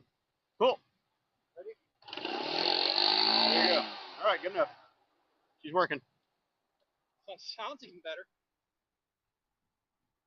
It's not as unhappy.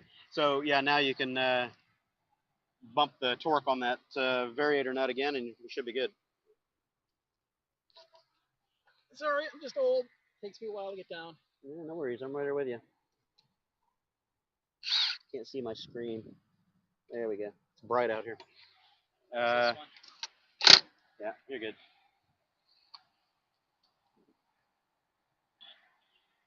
Yep. And I'll hold that still.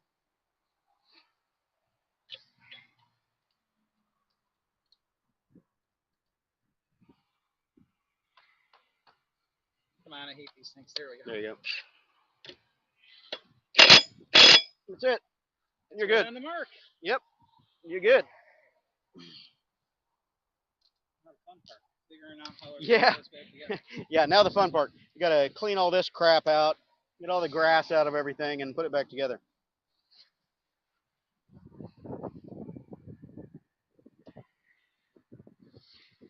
All right, I'm gonna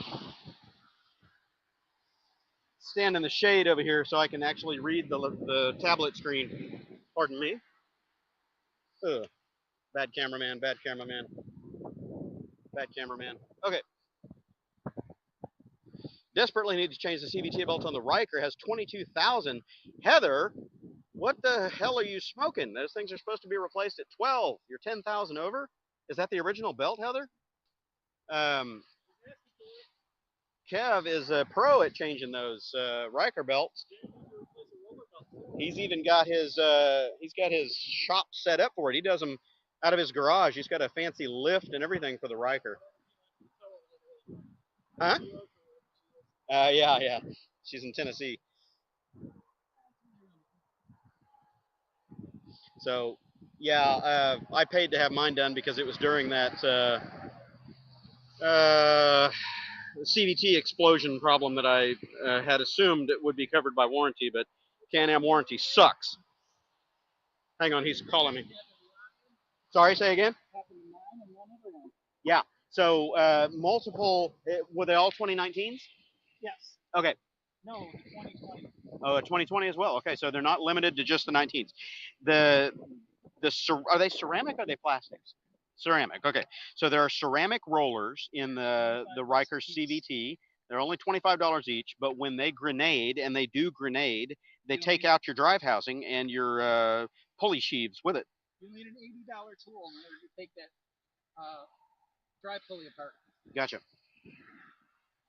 So yeah, not pleased with Can-Am or their warranty, because I had the extended warranty on mine, and they won't cover it. They think that everything in the CVT is a wear item, even though it's obvious factory defect if those rollers are grenading before the 12,000-mile belt change interval. So yeah.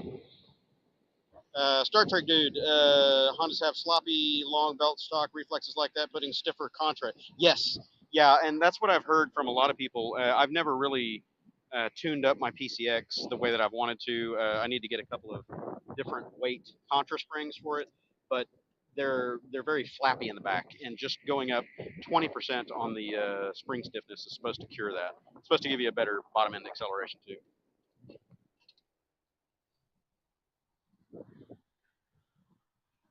3,500 miles on the wing, 11 years old, need to change it. Yes.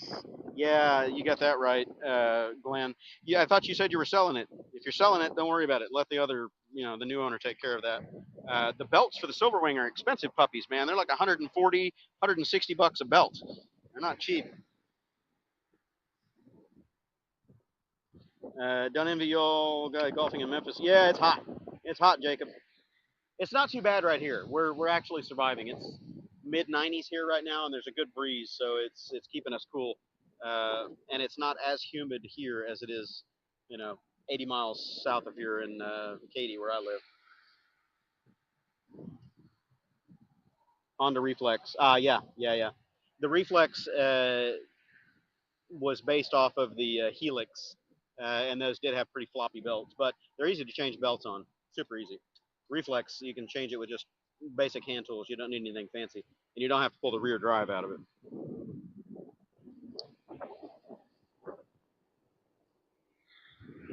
Hey, last time you were laying in the grass was on this ADV150 as well, remember? On our Navi ride, Navi ADV150 ride, you were laying in the hayfield. Here you are, laying in the hayfield again. This one was not optional. Or if you listen to some of the Taiwan, Filipino YouTube channels, they don't call it adventure, they call it the advanced. The advanced, that's right. Ken, does 20-mile-an-hour breeze help when it's 100 degrees? Yeah, as long as it's not 110, because then that 20-mile-an-hour breeze feels like a blowtorch to the face. Thank you, BDS. Yes. Thank you for breaking down where it is. Yeah, thanks for breaking down where it was somewhere convenient, because about 10 more miles back that way would not have been convenient at all. I'm going to set this down for a moment. I'm going to try to set it down. Let's see if I keep you on camera. I'm setting this at ground level, so I have no idea what it's looking at. There we go. Ah, stay there. Ah, it's too windy out here for it to stay. I want to stand up and move around.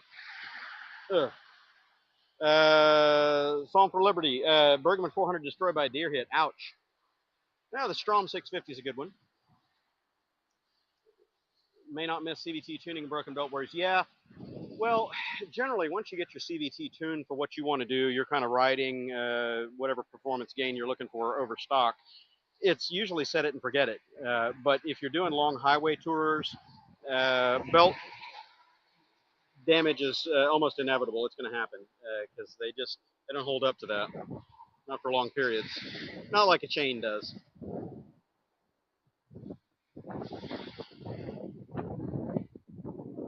Hey Steven, Rebel 1100, I don't know yet. It's at the shop right now.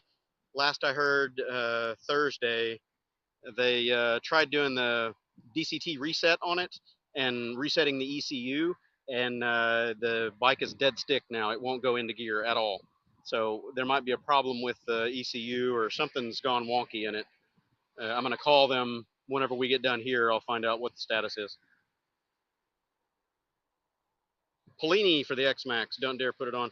Well, I've heard Polinis need rebuilding more frequently than some of the others, but they perform well while they're working. I just don't know how often I want to go digging into one to fix routine maintenance stuff. I'd much rather not have to open it up for at least 4,000 to 8,000 miles, just to do belt dust clean out. I usually try to do that around every 4,000 anyway, but I don't want to have to be replacing belts every 6,000 or 8,000. Texas deep fryer, you got it. It's getting hot. It's real hot.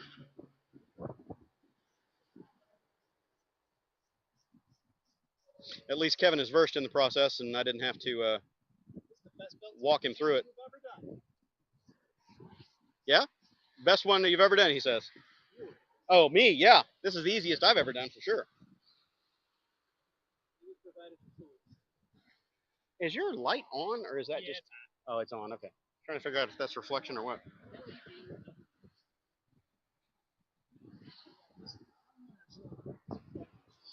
Sorry.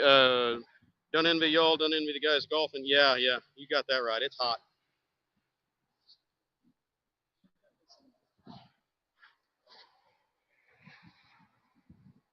Can't sell it? Yeah, well, you said it got all scratched up, right, Glenn, when the winds ripped through your place? How bad is it scratched? I mean, you could always do a little bit of light sanding on it and have it repainted or whatever, as long as you don't have broken plastics.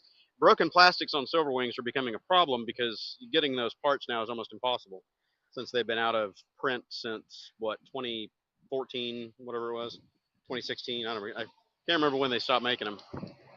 Hell, I think it was 2012 or something, wasn't it?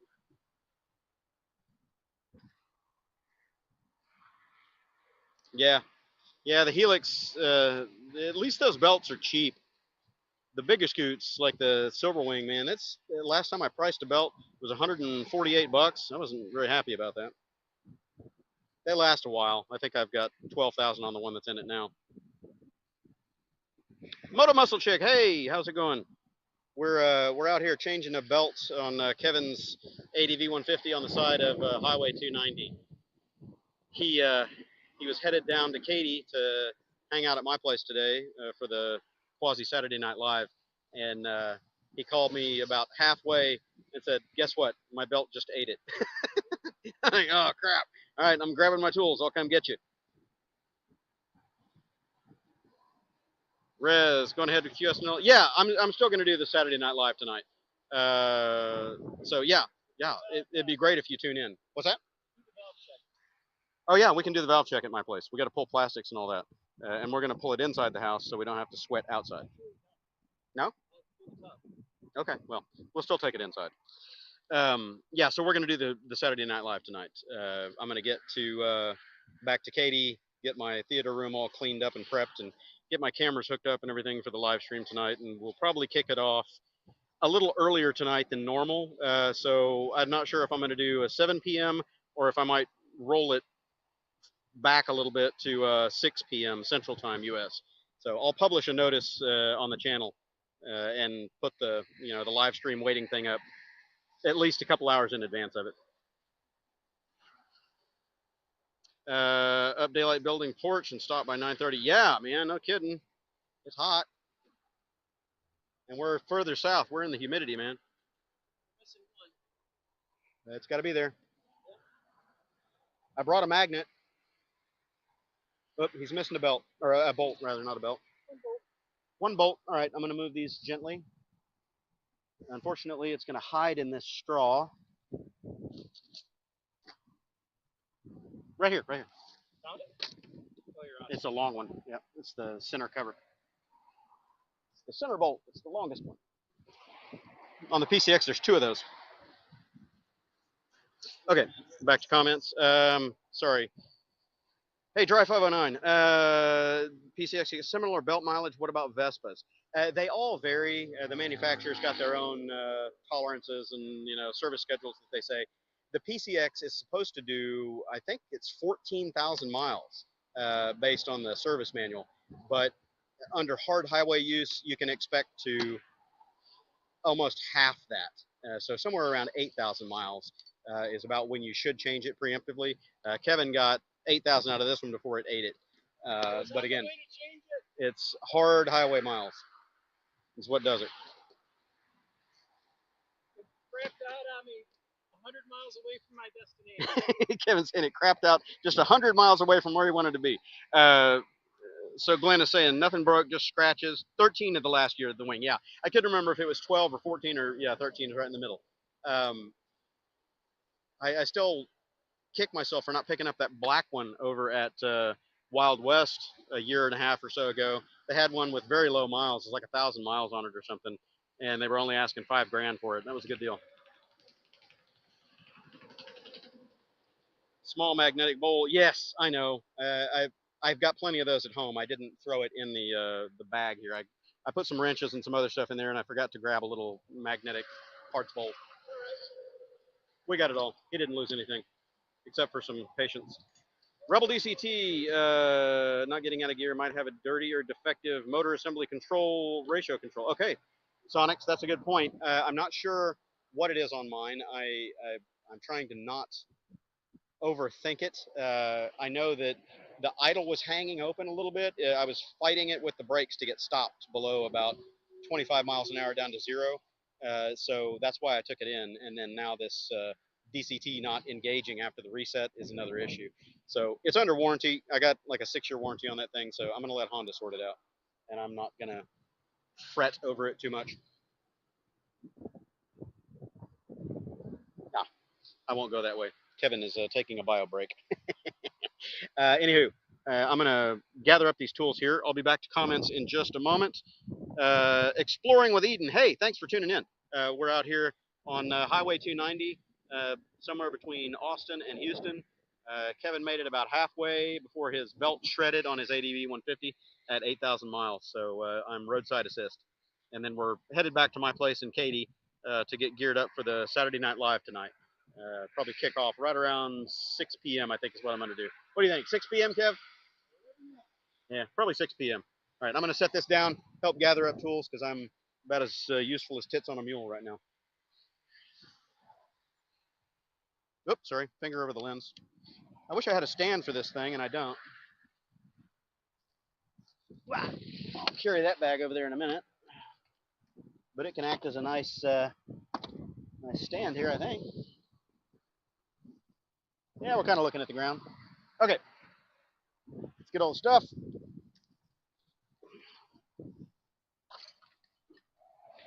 Put these away. I got it. I got it.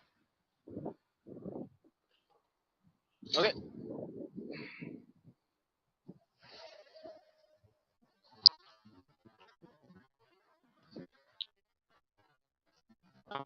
See.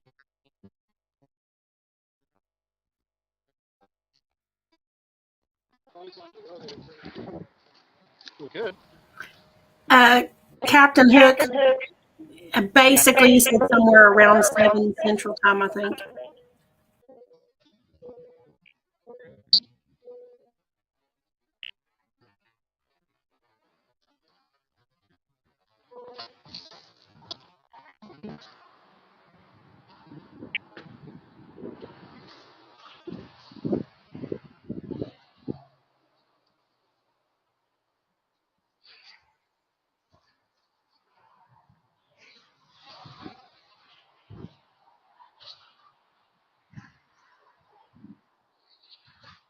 It's the worst part, walking back and forth. Yeah, it is.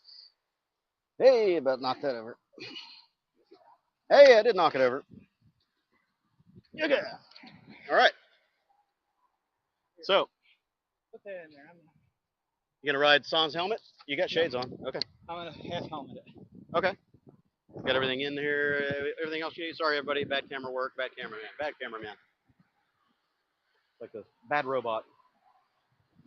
I like the crash cage you got on there. I'll have to look at that later. Yes. So, all right, everybody. I need to do one more trip to the car and get my tool bag there. Bad cameraman. Bad cameraman. There's zero stabilization on these phone and tablet cameras, so apologize for anybody that's getting seasick. Okay, I'm gonna put his helmet in the car with me after I get my other bag that's over there. See if I can set you on the trunk lid. Oh, he's got it. Good. I don't have to walk back.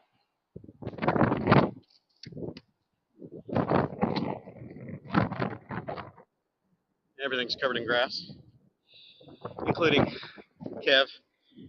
I'm staring at your ass, Kev. You got hay all over you. Hey, man.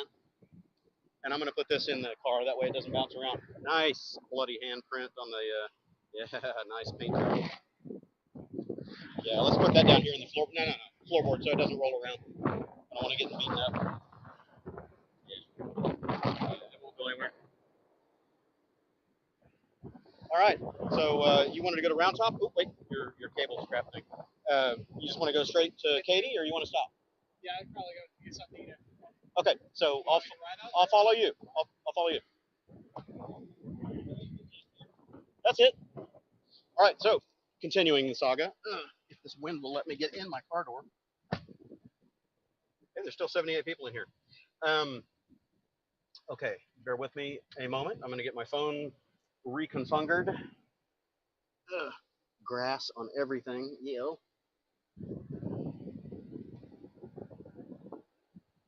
Okay. See if I can get the phone happy and talking.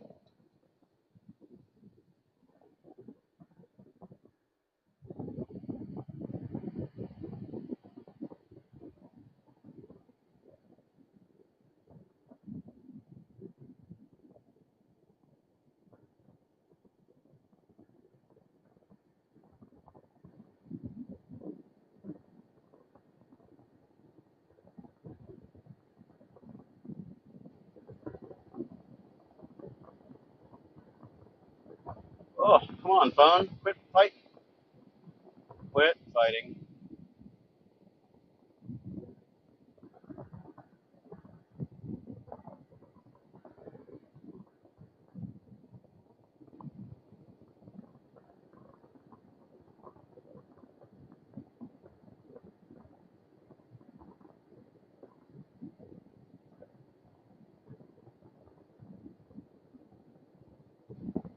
Test. Yeah, that's working.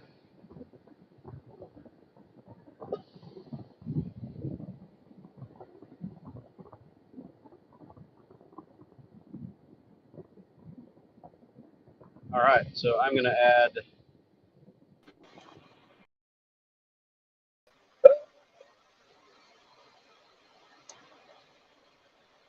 Power on. There we go. I'll add myself back in so I can read them for you when you start traveling. Oh, cool. Thanks. You're welcome. You're getting a lot of kudos. You're a good man. Get rid of this. So we don't have echoes. Echo. Bye. David Babin says, hey, from Friendswood. Oh, my God, too hot to ride.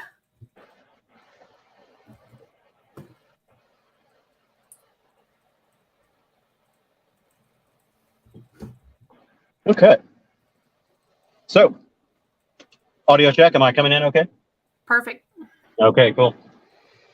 Well, I'm back in the comfort and convenience of air conditioning, and Kev is going to be sweating in the sun and the wind. He wants to stop over here at Round Top somewhere to get some food and a drink because he's been sitting out here in this heat for at least a couple of hours now. So that's where we're headed. He's earned it. Sitting on the He's side. definitely earned it. And he did the whole belt change. All I did was stand there and talk. At least I brought the tools, right? Definitely. Yeah, and something else I was thinking it said on there, but you didn't see it. Another something that you could take with you is those magnetic sticks, the telescopic sticks. So yeah, I did bring one of those. That's why when he was saying he lost one, I said, well, I brought a magnet. So I've got one of those telescopic magnet tools in my my bag. So in case we dropped something that was ferrous anyway, we could pick it up. Oh, yeah, it's one of the best damn things I've ever bought. You start working on something, drop it down in the motor, it's like, oh, my God. Yeah. It's better than picking up the bike and turning it over and shaking it, trying to get it to fall out. Well, it's better one of those than a gold wing to try to pick up and shake. That's right. So Rez says you're going to go ahead with a QSNL later. It's one. Oh, we already done that. Yeah. So I'm taking votes. Anybody have any preferences? 6 p.m. or 7 p.m. Central? Throw your comments in there. And Dry 509 says, so does PCX get similar belt mileage? What about Vespas? Any longer? Yeah, we addressed that. It's the highway miles that tend to kill them, but most scooters are somewhere between 8 and 12,000 miles. The PCX is actually, I think it's 16 in the manual, but you're not going to get that. You're going to get about half that if you're abusing it on the highway. And Sonic 747 says, if Rebel 1100 DCT is not getting out of gear, you might have a dirty or defective motor assembly ratio control. Right. Let's see where I'm trying to catch up and get some of the stuff we did miss.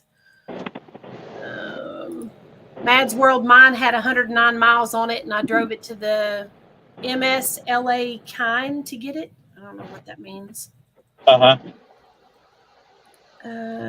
John Vennett, everyone I see upgrading their variant ends on the side of the road doesn't seem worth the compromise in reliability at all. It can be, yeah, that can be true. I'll change cameras here. Try to run blocker for Kevin.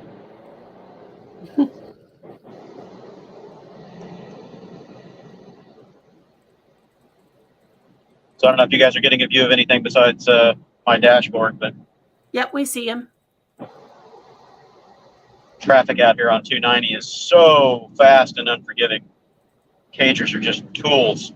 So I'm running blocker behind them here. Nice. Lazy Diabetic, there was a silver wing about an hour and a half away from me. It was dropped, but didn't seem that bad for 3,000. 3,000, yeah, that's not bad for a silver wing if it's in even moderate condition. I might need to get another rear wheel. I don't know if it's my rear wheel or if I've got a bad final drive bearing, support bearing. There's a little bit too much slack in my rear wheel, and I don't know if it's a bent wheel or what, but I'm going to have to look around for a rear wheel.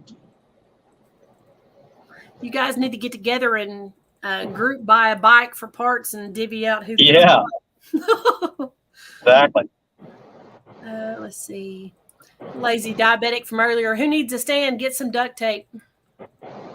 Yeah. I think that belt is beyond duct tape repair. That thing is in 1,000 pieces. Oh no, he was talking about a phone stand. Oh, gotcha. Let's see. Sonic 747 Honda stopped making Silver Wing 600 for nearly 20 years now, and replacement parts may be a problem in the future. That's right. And I've already been down that road because I know that I need to pull the front nose, the front clip off of my Silver Wing. The front fairing is all one piece. And I've had it off of there twice. And the last time they were bothering me, so I started searching for another one. The problem is I can't get them anymore. The last new in the box one that I found that was available at a Honda shop was $900 for the front plastic. I'm like, crap, there's no way I'm spending that. And any of the ones you find used on eBay or something like that, well, chances are they're going to have front end damage, because that's what always happens to scooters is people run into shit. So yeah, finding plastics for them is going to be a challenge. Oh, your service is kind of sketchy there, Aaron. Oh yeah, going through a valley. I'm going back now. Yeah, you're more in than out.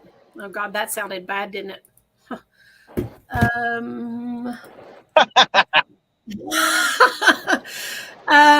That sounds bad coming from a woman that I actually even brought that up. Mad's World said I should be ashamed, but it's been so hot I haven't been wearing my helmet. So Texas is a can or do or don't state for helmets? Yeah, it's optional. There's no law unless you're under 18. So motorcyclists that are between 16 and 18 are required to wear them, but it's almost not enforceable, because how can you tell when someone's going down the road if they're under 18, you know? Absolutely. Let's see.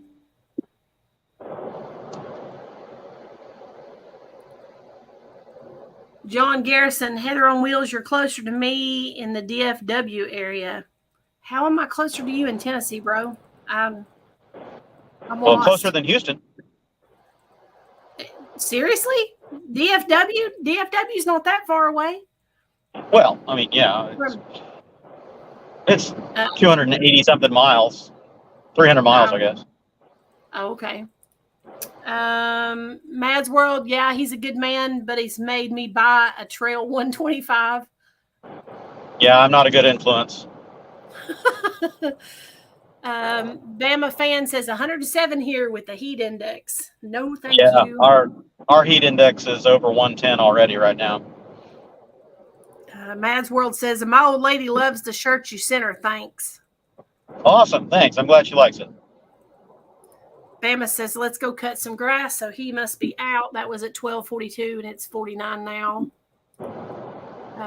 Mad's World says Mississippi, Louisiana line is what he was talking about earlier. My bad. Oh yeah. He said, I swear someone moved the keys on my keyboard. I can't seem to hit the right keys. Fat fingers. Apparently. Derek Frampton, just a quick hello and safe travels. Hey Derek, how's it going, man? Mad says I'll send pics of my scratches for you later today. Okay, yeah, I'd like to see what happened to it. It was in pretty good shape last time I saw it. And Robert Harrington on my comment earlier, that's what she said. I was going there, but you already addressed it. Yeah, I was like, oh my God. I was like, shit, I said that out loud. Whoops. Exploring with Eden's Valley drones. I always have a full toolkit on my bike. That's a bad thing about the Riker, man. There's not a lot of room for that kind of stuff unless Yeah, and link. the real problem with having a full toolkit for the Riker is you got to carry around that big ass 63 millimeter socket or whatever it is. That damn thing's heavy. It is. I've got The one. wheel nut, yeah, wheel nuts on that thing are not fun. No, I hate the link bag because then you have to pick up your leg and throw it over the bike. I look so Yeah. stupid. No, thanks. Yeah. K-Rack or K-Rock says, bought my Super Cub C125 in large part because of Quasi's videos. Another victim following you. Captain Hook says heat index is 111 right now in Jacksonville. It'll be 113 at 3. Is that Jacksonville, Florida? Isn't there Jacksonville, Mississippi as well, I think? There's 2 or 3 different Jacksonvilles. Yeah, back to me influencing people to get bikes. I had several people cussing me on the 23 Cannonball that I met there in person that were riding Super Cups. And they're like, this is your fault. We did this because we watched your videos and you made it look easy. This sucks. Oh, that's pretty good. And he said, yes, Jacksonville, Florida. Yeah. Yeah, they're just as humid as Houston. Yeah, no thanks. Woo. And we're caught up at the moment. Cool. Yeah, I'm hoping to have time to start editing the Cannonball videos some more. I put one out a couple days ago. I was tentatively saving that one for today. I was going to do a premiere of that and then have it segue from that right into the Quasi Saturday Night Live. But I knew that we were going to be doing maintenance on Kevin's bike, so I thought, nah, that's just going to push things too far late. And then now, obviously, with this derail here, I released that video a couple days ago. Get it out there. So I got a question for you since we are caught up on comments for the most part. So I'm looking at trying to buy a dirt bike. Okay. Never been on two, other than as a backpack, basically. So I'm taller than you are, as you know, but only by a smidgen. What kind of bike would be good for me that I can be able to get on and off without having to worry about stepping on the pegs with the kickstand down? Because, sometimes you're in situations that's not ideal with gravel and stuff. Right. Well, if you've never been on 2 wheels before and you've never really ridden dirt bikes, the smartest recommendation is a trail bike of some kind. So you're looking at I wouldn't even go for like the Honda CRF 300s because the seat height is pretty high on those. It's 34 inches. And if you're heavy enough, you can squat the suspension when you get on it. But I don't weigh much. I weigh, $155, $160, and my weight isn't even enough to squat the suspension. So they're really, really tall for me. 205. Right. So the CRF 300 might be something that you could get on and off of easily. You'd have to sit on it in the showroom and see what you think. But something like the Yamaha XT250, the TW200, even maybe, if you're looking for an enduro that can go on-road, off-road, those are your choices. The Suzuki Van 200 is kind of a clone of the TW200 Yamaha. Those are all great bikes. They're super approachable. They don't have a lot of power. So, they're great learner bikes. And if you're just looking to putt around, then you don't need much more. If you want to do adventure riding, then you got to get up into the 500 to 700 class. You could look at the Royal Enfield series too, like the Himalaya maybe. That might be an option for you if you've got a Royal Enfield dealer. Am I still live?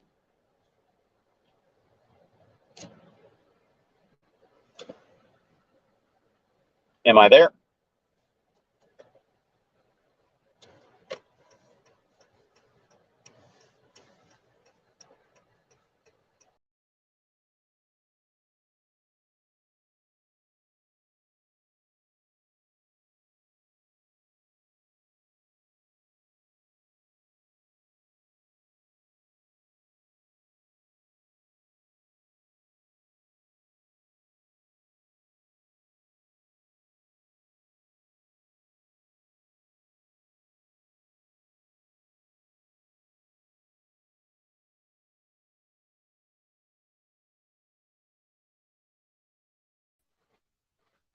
Okay, I think I dropped out there for a sec. Am I back?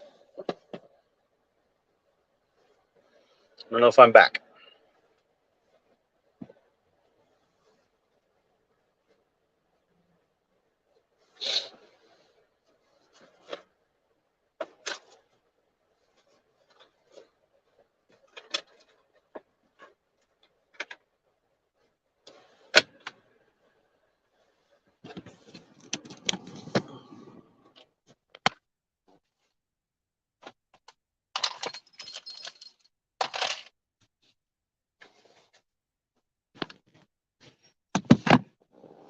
Be right there with you, everybody. I'm trying to muscle multiple things at once with limited hands.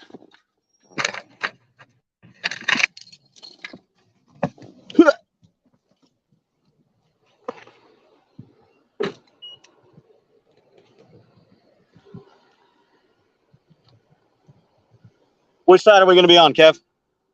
Over here or over there? Where are we going? You're parking in the shade. All right. That's the other reason. Yeah. Where are we eating? Is this place? For your Round Top Cafe. Okay. So, sorry, everybody. I'm trying to manage multiple things at once here. Oh, yeah. We got a Harley over here. So we're going to Royer's Round Top Cafe. I don't know if that's showing up on camera. In Round Top, Texas. Round Top, Texas. It's supposed to be good. It's been on my go list for a while. So I'm going to set you guys on a on the table here. Yeah, it is a nice color. I don't know if you guys can see that. I like that. It's like a metallic army green. That's cool looking. Sorry, I lost Wi-Fi. I just totally. I lost connection too, I think. So I dropped out, rejoined. That was crazy. I was like, "What the crap?" Verizon. You can make it whatever way you want. All right, I'm going to let him open doors here. I'll go in. I'll hold that. So I have no hands left. There you go. I got it. That's cool. There you go. Love your bike out there. The color is awesome. Thank you. Just two of us.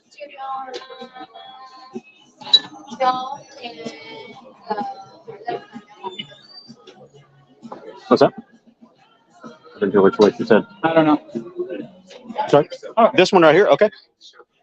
Yeah, lunch. I'm going to sit over on this side. All right. I'm going to get the tablet set up and answer some questions.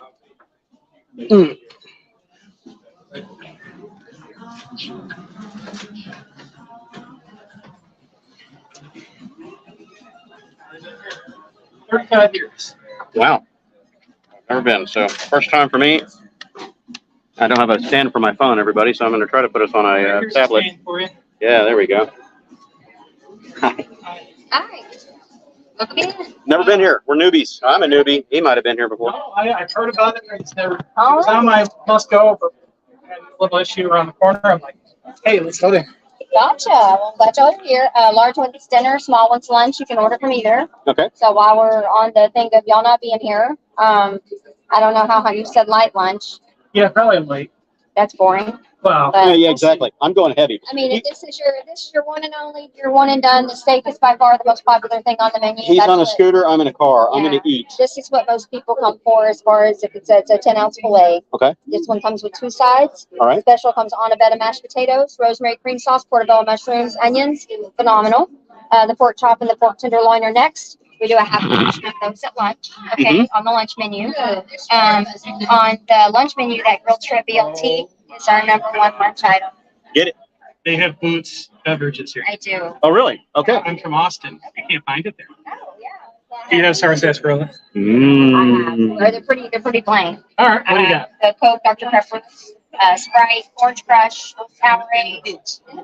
Yeah. Those, these are what I have. She did. The Coke, Yeah, Dr. that's Pepper, boring. Sprite, Diet Coke, Orange, and I guess that's it. I like a cream soda. You have the cream soda? I just read you what I wasn't listening. I'm not tuned in. Listen to me. Coke, Dr. Pepper, Sprite, Orange Crush, Powerade, Okay. and Diet. But the boots you were saying. Yeah. Yeah. Which is excellent. That's their version. That's what Let's we have just in do their a version. Oh, of their version. Okay. Okay, so give me the Dr. Pepper version of that. Yeah. We're on the same page. All right.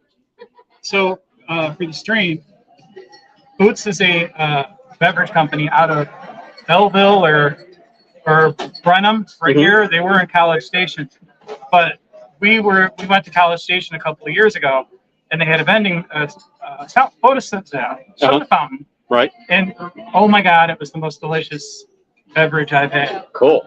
So yeah, The that's pure cane sugar. I know. Yeah, the real sugar. Yeah, good stuff. Yeah. Yeah. So she knows this is live. That's why she's giving me crap. Good for her. Keep me in line. Okay, so I'm going to try to get this set up here so I can go really hands-free. Oh, here, use this. Well, I've got this. I'm going to show you my password, everybody. You can lay your phone. That's an idea, but it's facing the wrong way. We need to aim like at a. Hey. So it pops out. All right, I'm setting this here. Camera difficulties. I'm going to set that this way. I'm going to get the menus out of here so I can do what I need. I forgot to grab my my stand for my phone when I left. I was trying to get tools out of the garage for you, man. I knew you were out in the heat. I didn't want you sitting out there too long. Man, it just will not stay. Stay. Right There. And you're going to use the And cross now- like that? Yeah, we can. There you go. We can hope that it stays like that. Yeah, it keeps falling. Technical difficulties. Yeah, it's not going to stay. I'm just going to get the tablet going. Pardon, everyone. There you go. Try now. I'm just going to go to the No, I tablet. got it. I got you. You got it. Friction. Friction. Nah, we'll just fix it here. Okay. Boring. Let's see. Clear that. Clear that. Clear that. Go back to.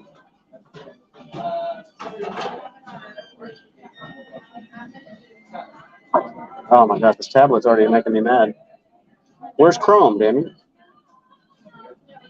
Chrome is missing. I got to go searching for it. That's so messed up. So messed up. Play Store. Search for Chrome, damn it. They have a funky chicken. I'm thinking my litmus test for these restaurants is always Roast beef sandwiches for me in the diners. I don't do that here. right. No, I do chicken fried chicken. So if they've got a chicken fried chicken equivalent, then God, why is everything fighting me? Got it. Piss off. I don't want that notice. Like, did he turn stuff? Yeah. I like certain types. I like coffee or something. Okay. So now put this other one in I here. like spicy. Spicy are very delicate.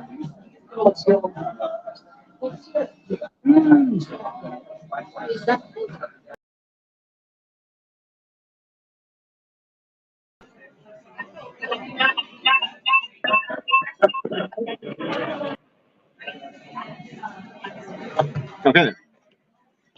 KTM, good bike. Which KTM? KTM's are kind of suspect in my book with the transmission issues and everything else. I don't know what we're gonna do here. There we go. Yeah, it might work. All right, so I'm just gonna sit here and read, but I need to figure out what I'm gonna eat first. So they said lunch is the smaller one. I'm gonna see what they got. I'll stay with you guys until we get the food, and then I'm gonna shut this down. I want. Yeah. First time. Big burger. I think I'm gonna do a burger. We got a beef tenderloin sandwich. That sounds kind of good. Ooh, that is what I'm gonna get. I don't know if you noticed this. Yeah. The prices are a little high on the steaks. Yeah. No, I'm doing that. Where did I see it? Right there. Beef tenderloin sandwich. Look at that.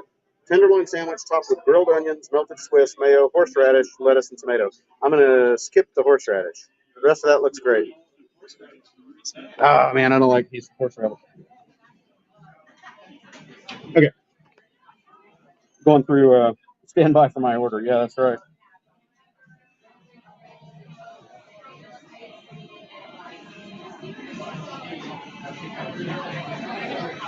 Hey, who signed in as me? Stand by for my order.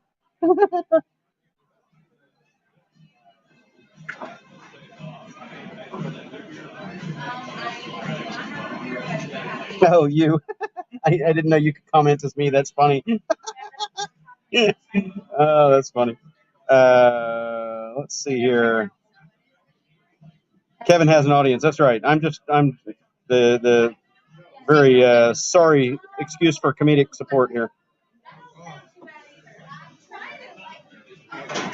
I didn't swipe the whole time. I walked in here, started swiping. Hey, on any Sundry Mule, you're over in the UK, aren't you?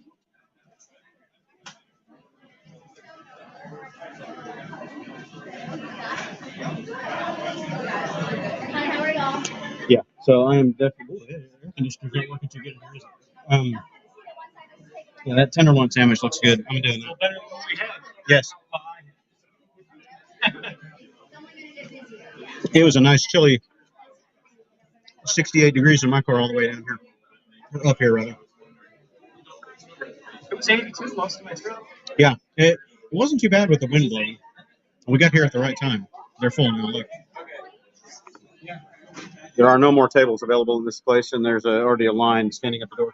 We got here just in time. Give you a view of the bar over there. I saw that. That looks interesting. I think I know what I want. I'm going to do that tenderloin sandwich right here. Minus, yeah, chips is fine. No horseradish. Just extra mayo for the. Let's just do cafe burger with cheese and bacon, no tomato. Mayonnaise and mustard. Sure. Chips are good. You want that free fries? Whatever you suggest.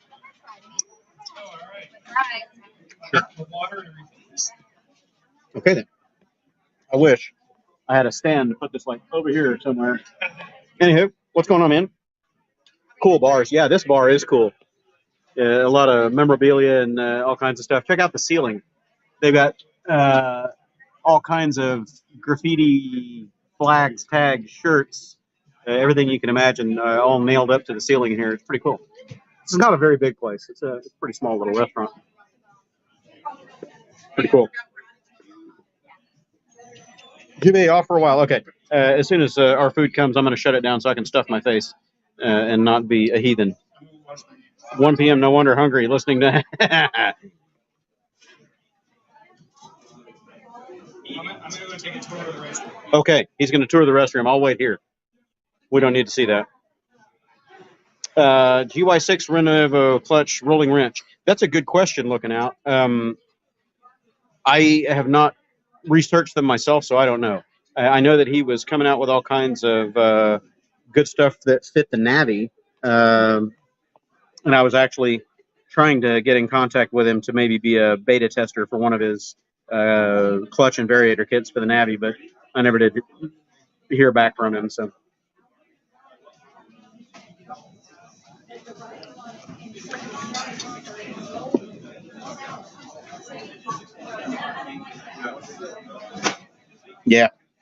Yeah, they look pretty lightweight. I saw this video on them, and I know that he put a kit together specifically for the Navy, so that's what I was interested in.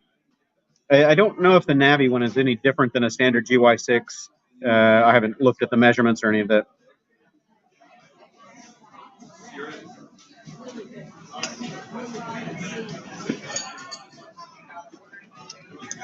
So I don't know if I missed any other comments earlier. I'm looking back through it.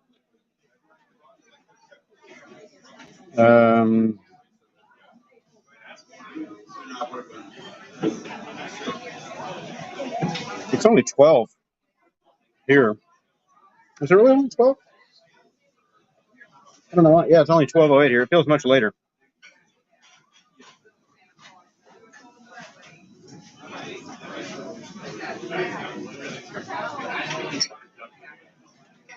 Sonics was saying USA brake pads must last a long time. Lucky to get 7,000 miles.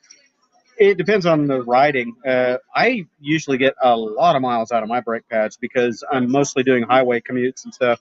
But yeah, it depends. If you're doing a lot of city work, you're going to go through brakes fast. Who isn't taller than Quasi? Yeah, I know. Whoop. She put another one up there. First time to drive a vehicle. I've done a couple of car vlogs. Nobody watched them. I've done a couple of live car live streams, and those are received a little better. Glenn was giving me crap. Who isn't taller than Quasi? Yeah, I know. I'm 5'6.5". I'm 5'7" when I put my boots on. Give me a break.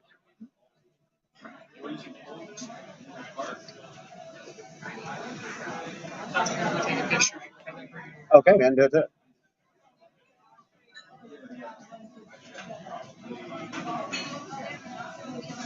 I'll let you guys see our food when it arrives, and then I'm going to eat.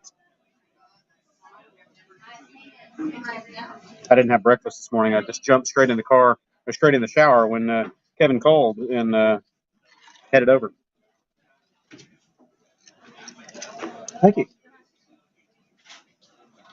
Oh, that's awesome. There's a dessert bar over there. We got a lot of stuff. That's pretty cool. It's a nice picture.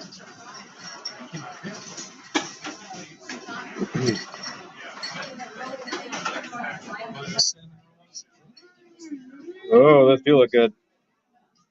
Man, maybe you like cinnamon rolls? I'm gonna put myself in diabetic shock. I'll split one with you. No, I'm good. Oh man, I need a partner in crime. You can always bring one over. I might do that. I think I will do that. I'm gonna go out and get my The kids will eat it. Good.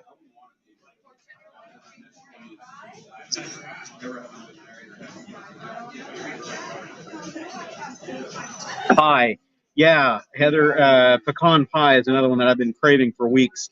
So I'm either getting a big old slice of pecan pie or cinnamon roll, or maybe I'll just do both. I might eat pecan pie here, and I'll take a couple of cinnamon rolls home. Those are big, like crazy cinnamon rolls. They look like you need a shot of insulin to go with them.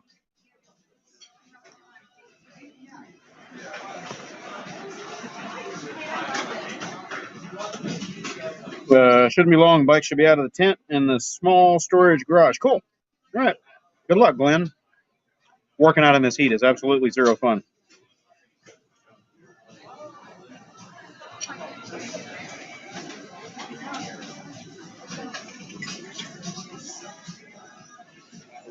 Oh, yeah. One of my favorite desserts is fresh pecan pie with bourbon. You know, like a bourbon pecan pie. Oh, man. It's just nothing better.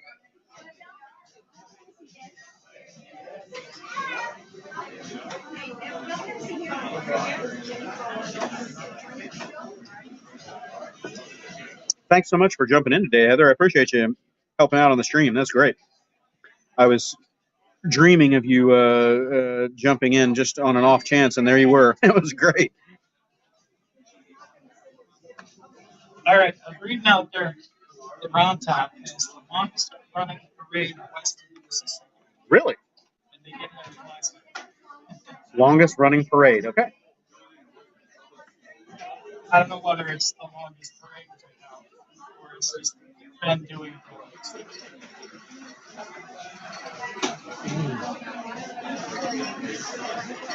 So what do you think of the boots? Of the what? The boots. Okay, the drink. Oh, they're good. Yeah. Yeah, this is pretty good. It would be better with some Jack in there, but yeah, it's good. Real sugar instead of high fructose corn syrup. Oh, it's okay. Oh, drugs. Uh-oh, living on chemicals, huh? I'm a doctor, of course. All right. I don't take any drugs if I can avoid them. Well, I have an enlarged wall in my heart. Oh. Because of high blood pressure for forever. So Right. I'm pretty much on blood pressure reduction pills forever. Gotcha. So there's no way to atrophy that now. Nope. You just got to manage it. When I was, and I don't mean to gross people out, but when I was 18, I discovered a bald spot about the size of a red collar, one about the size of a quarter, and a couple about the size of a dime. All due to stress. Really? When I was 18.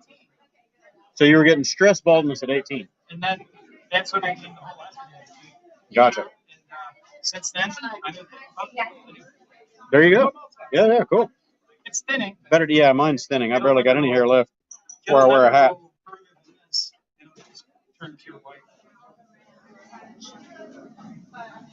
160 all day, John. The 160 has got the newer motor, a little bit better ergonomics, and mainly the gauge face is the new Neo Cafe style gauge on that instead of the overly busy one that they've got on the ADV150. So definitely $500 more. Go for the 160. One problem that I do have on the 150 is numbing of the nether regions after running out. But Yeah. the seat's wrong. Yeah. That's all. Well, the new seat, I sat on it over at Wild West, and it's a little bit narrower at the front edge, but it feels like it's wider at the back. So it's very comfy. As long as you can go back. We might have to swing by there on the way through.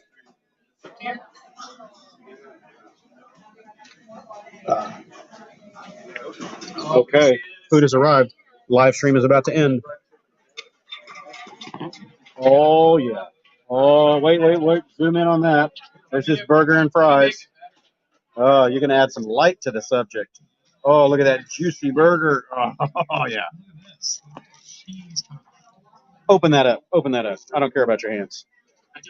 Good. Oh man, that's looking good. All right, brisket. Oh yeah. All right, with chips. All right, everybody. Oh, Heather, yeah, that'd be great if you want to help out tonight. Oh, look at that goodness. That's worth $2. Yeah, Heather, if you want to jump in, I would love your help tonight. Kevin and I will be wrenching and doing stuff, and you can be our moderator in the background. Nah, down the hatch. You can tell it's crispy. Down the hatch. Nah. All right, I'll catch you all later.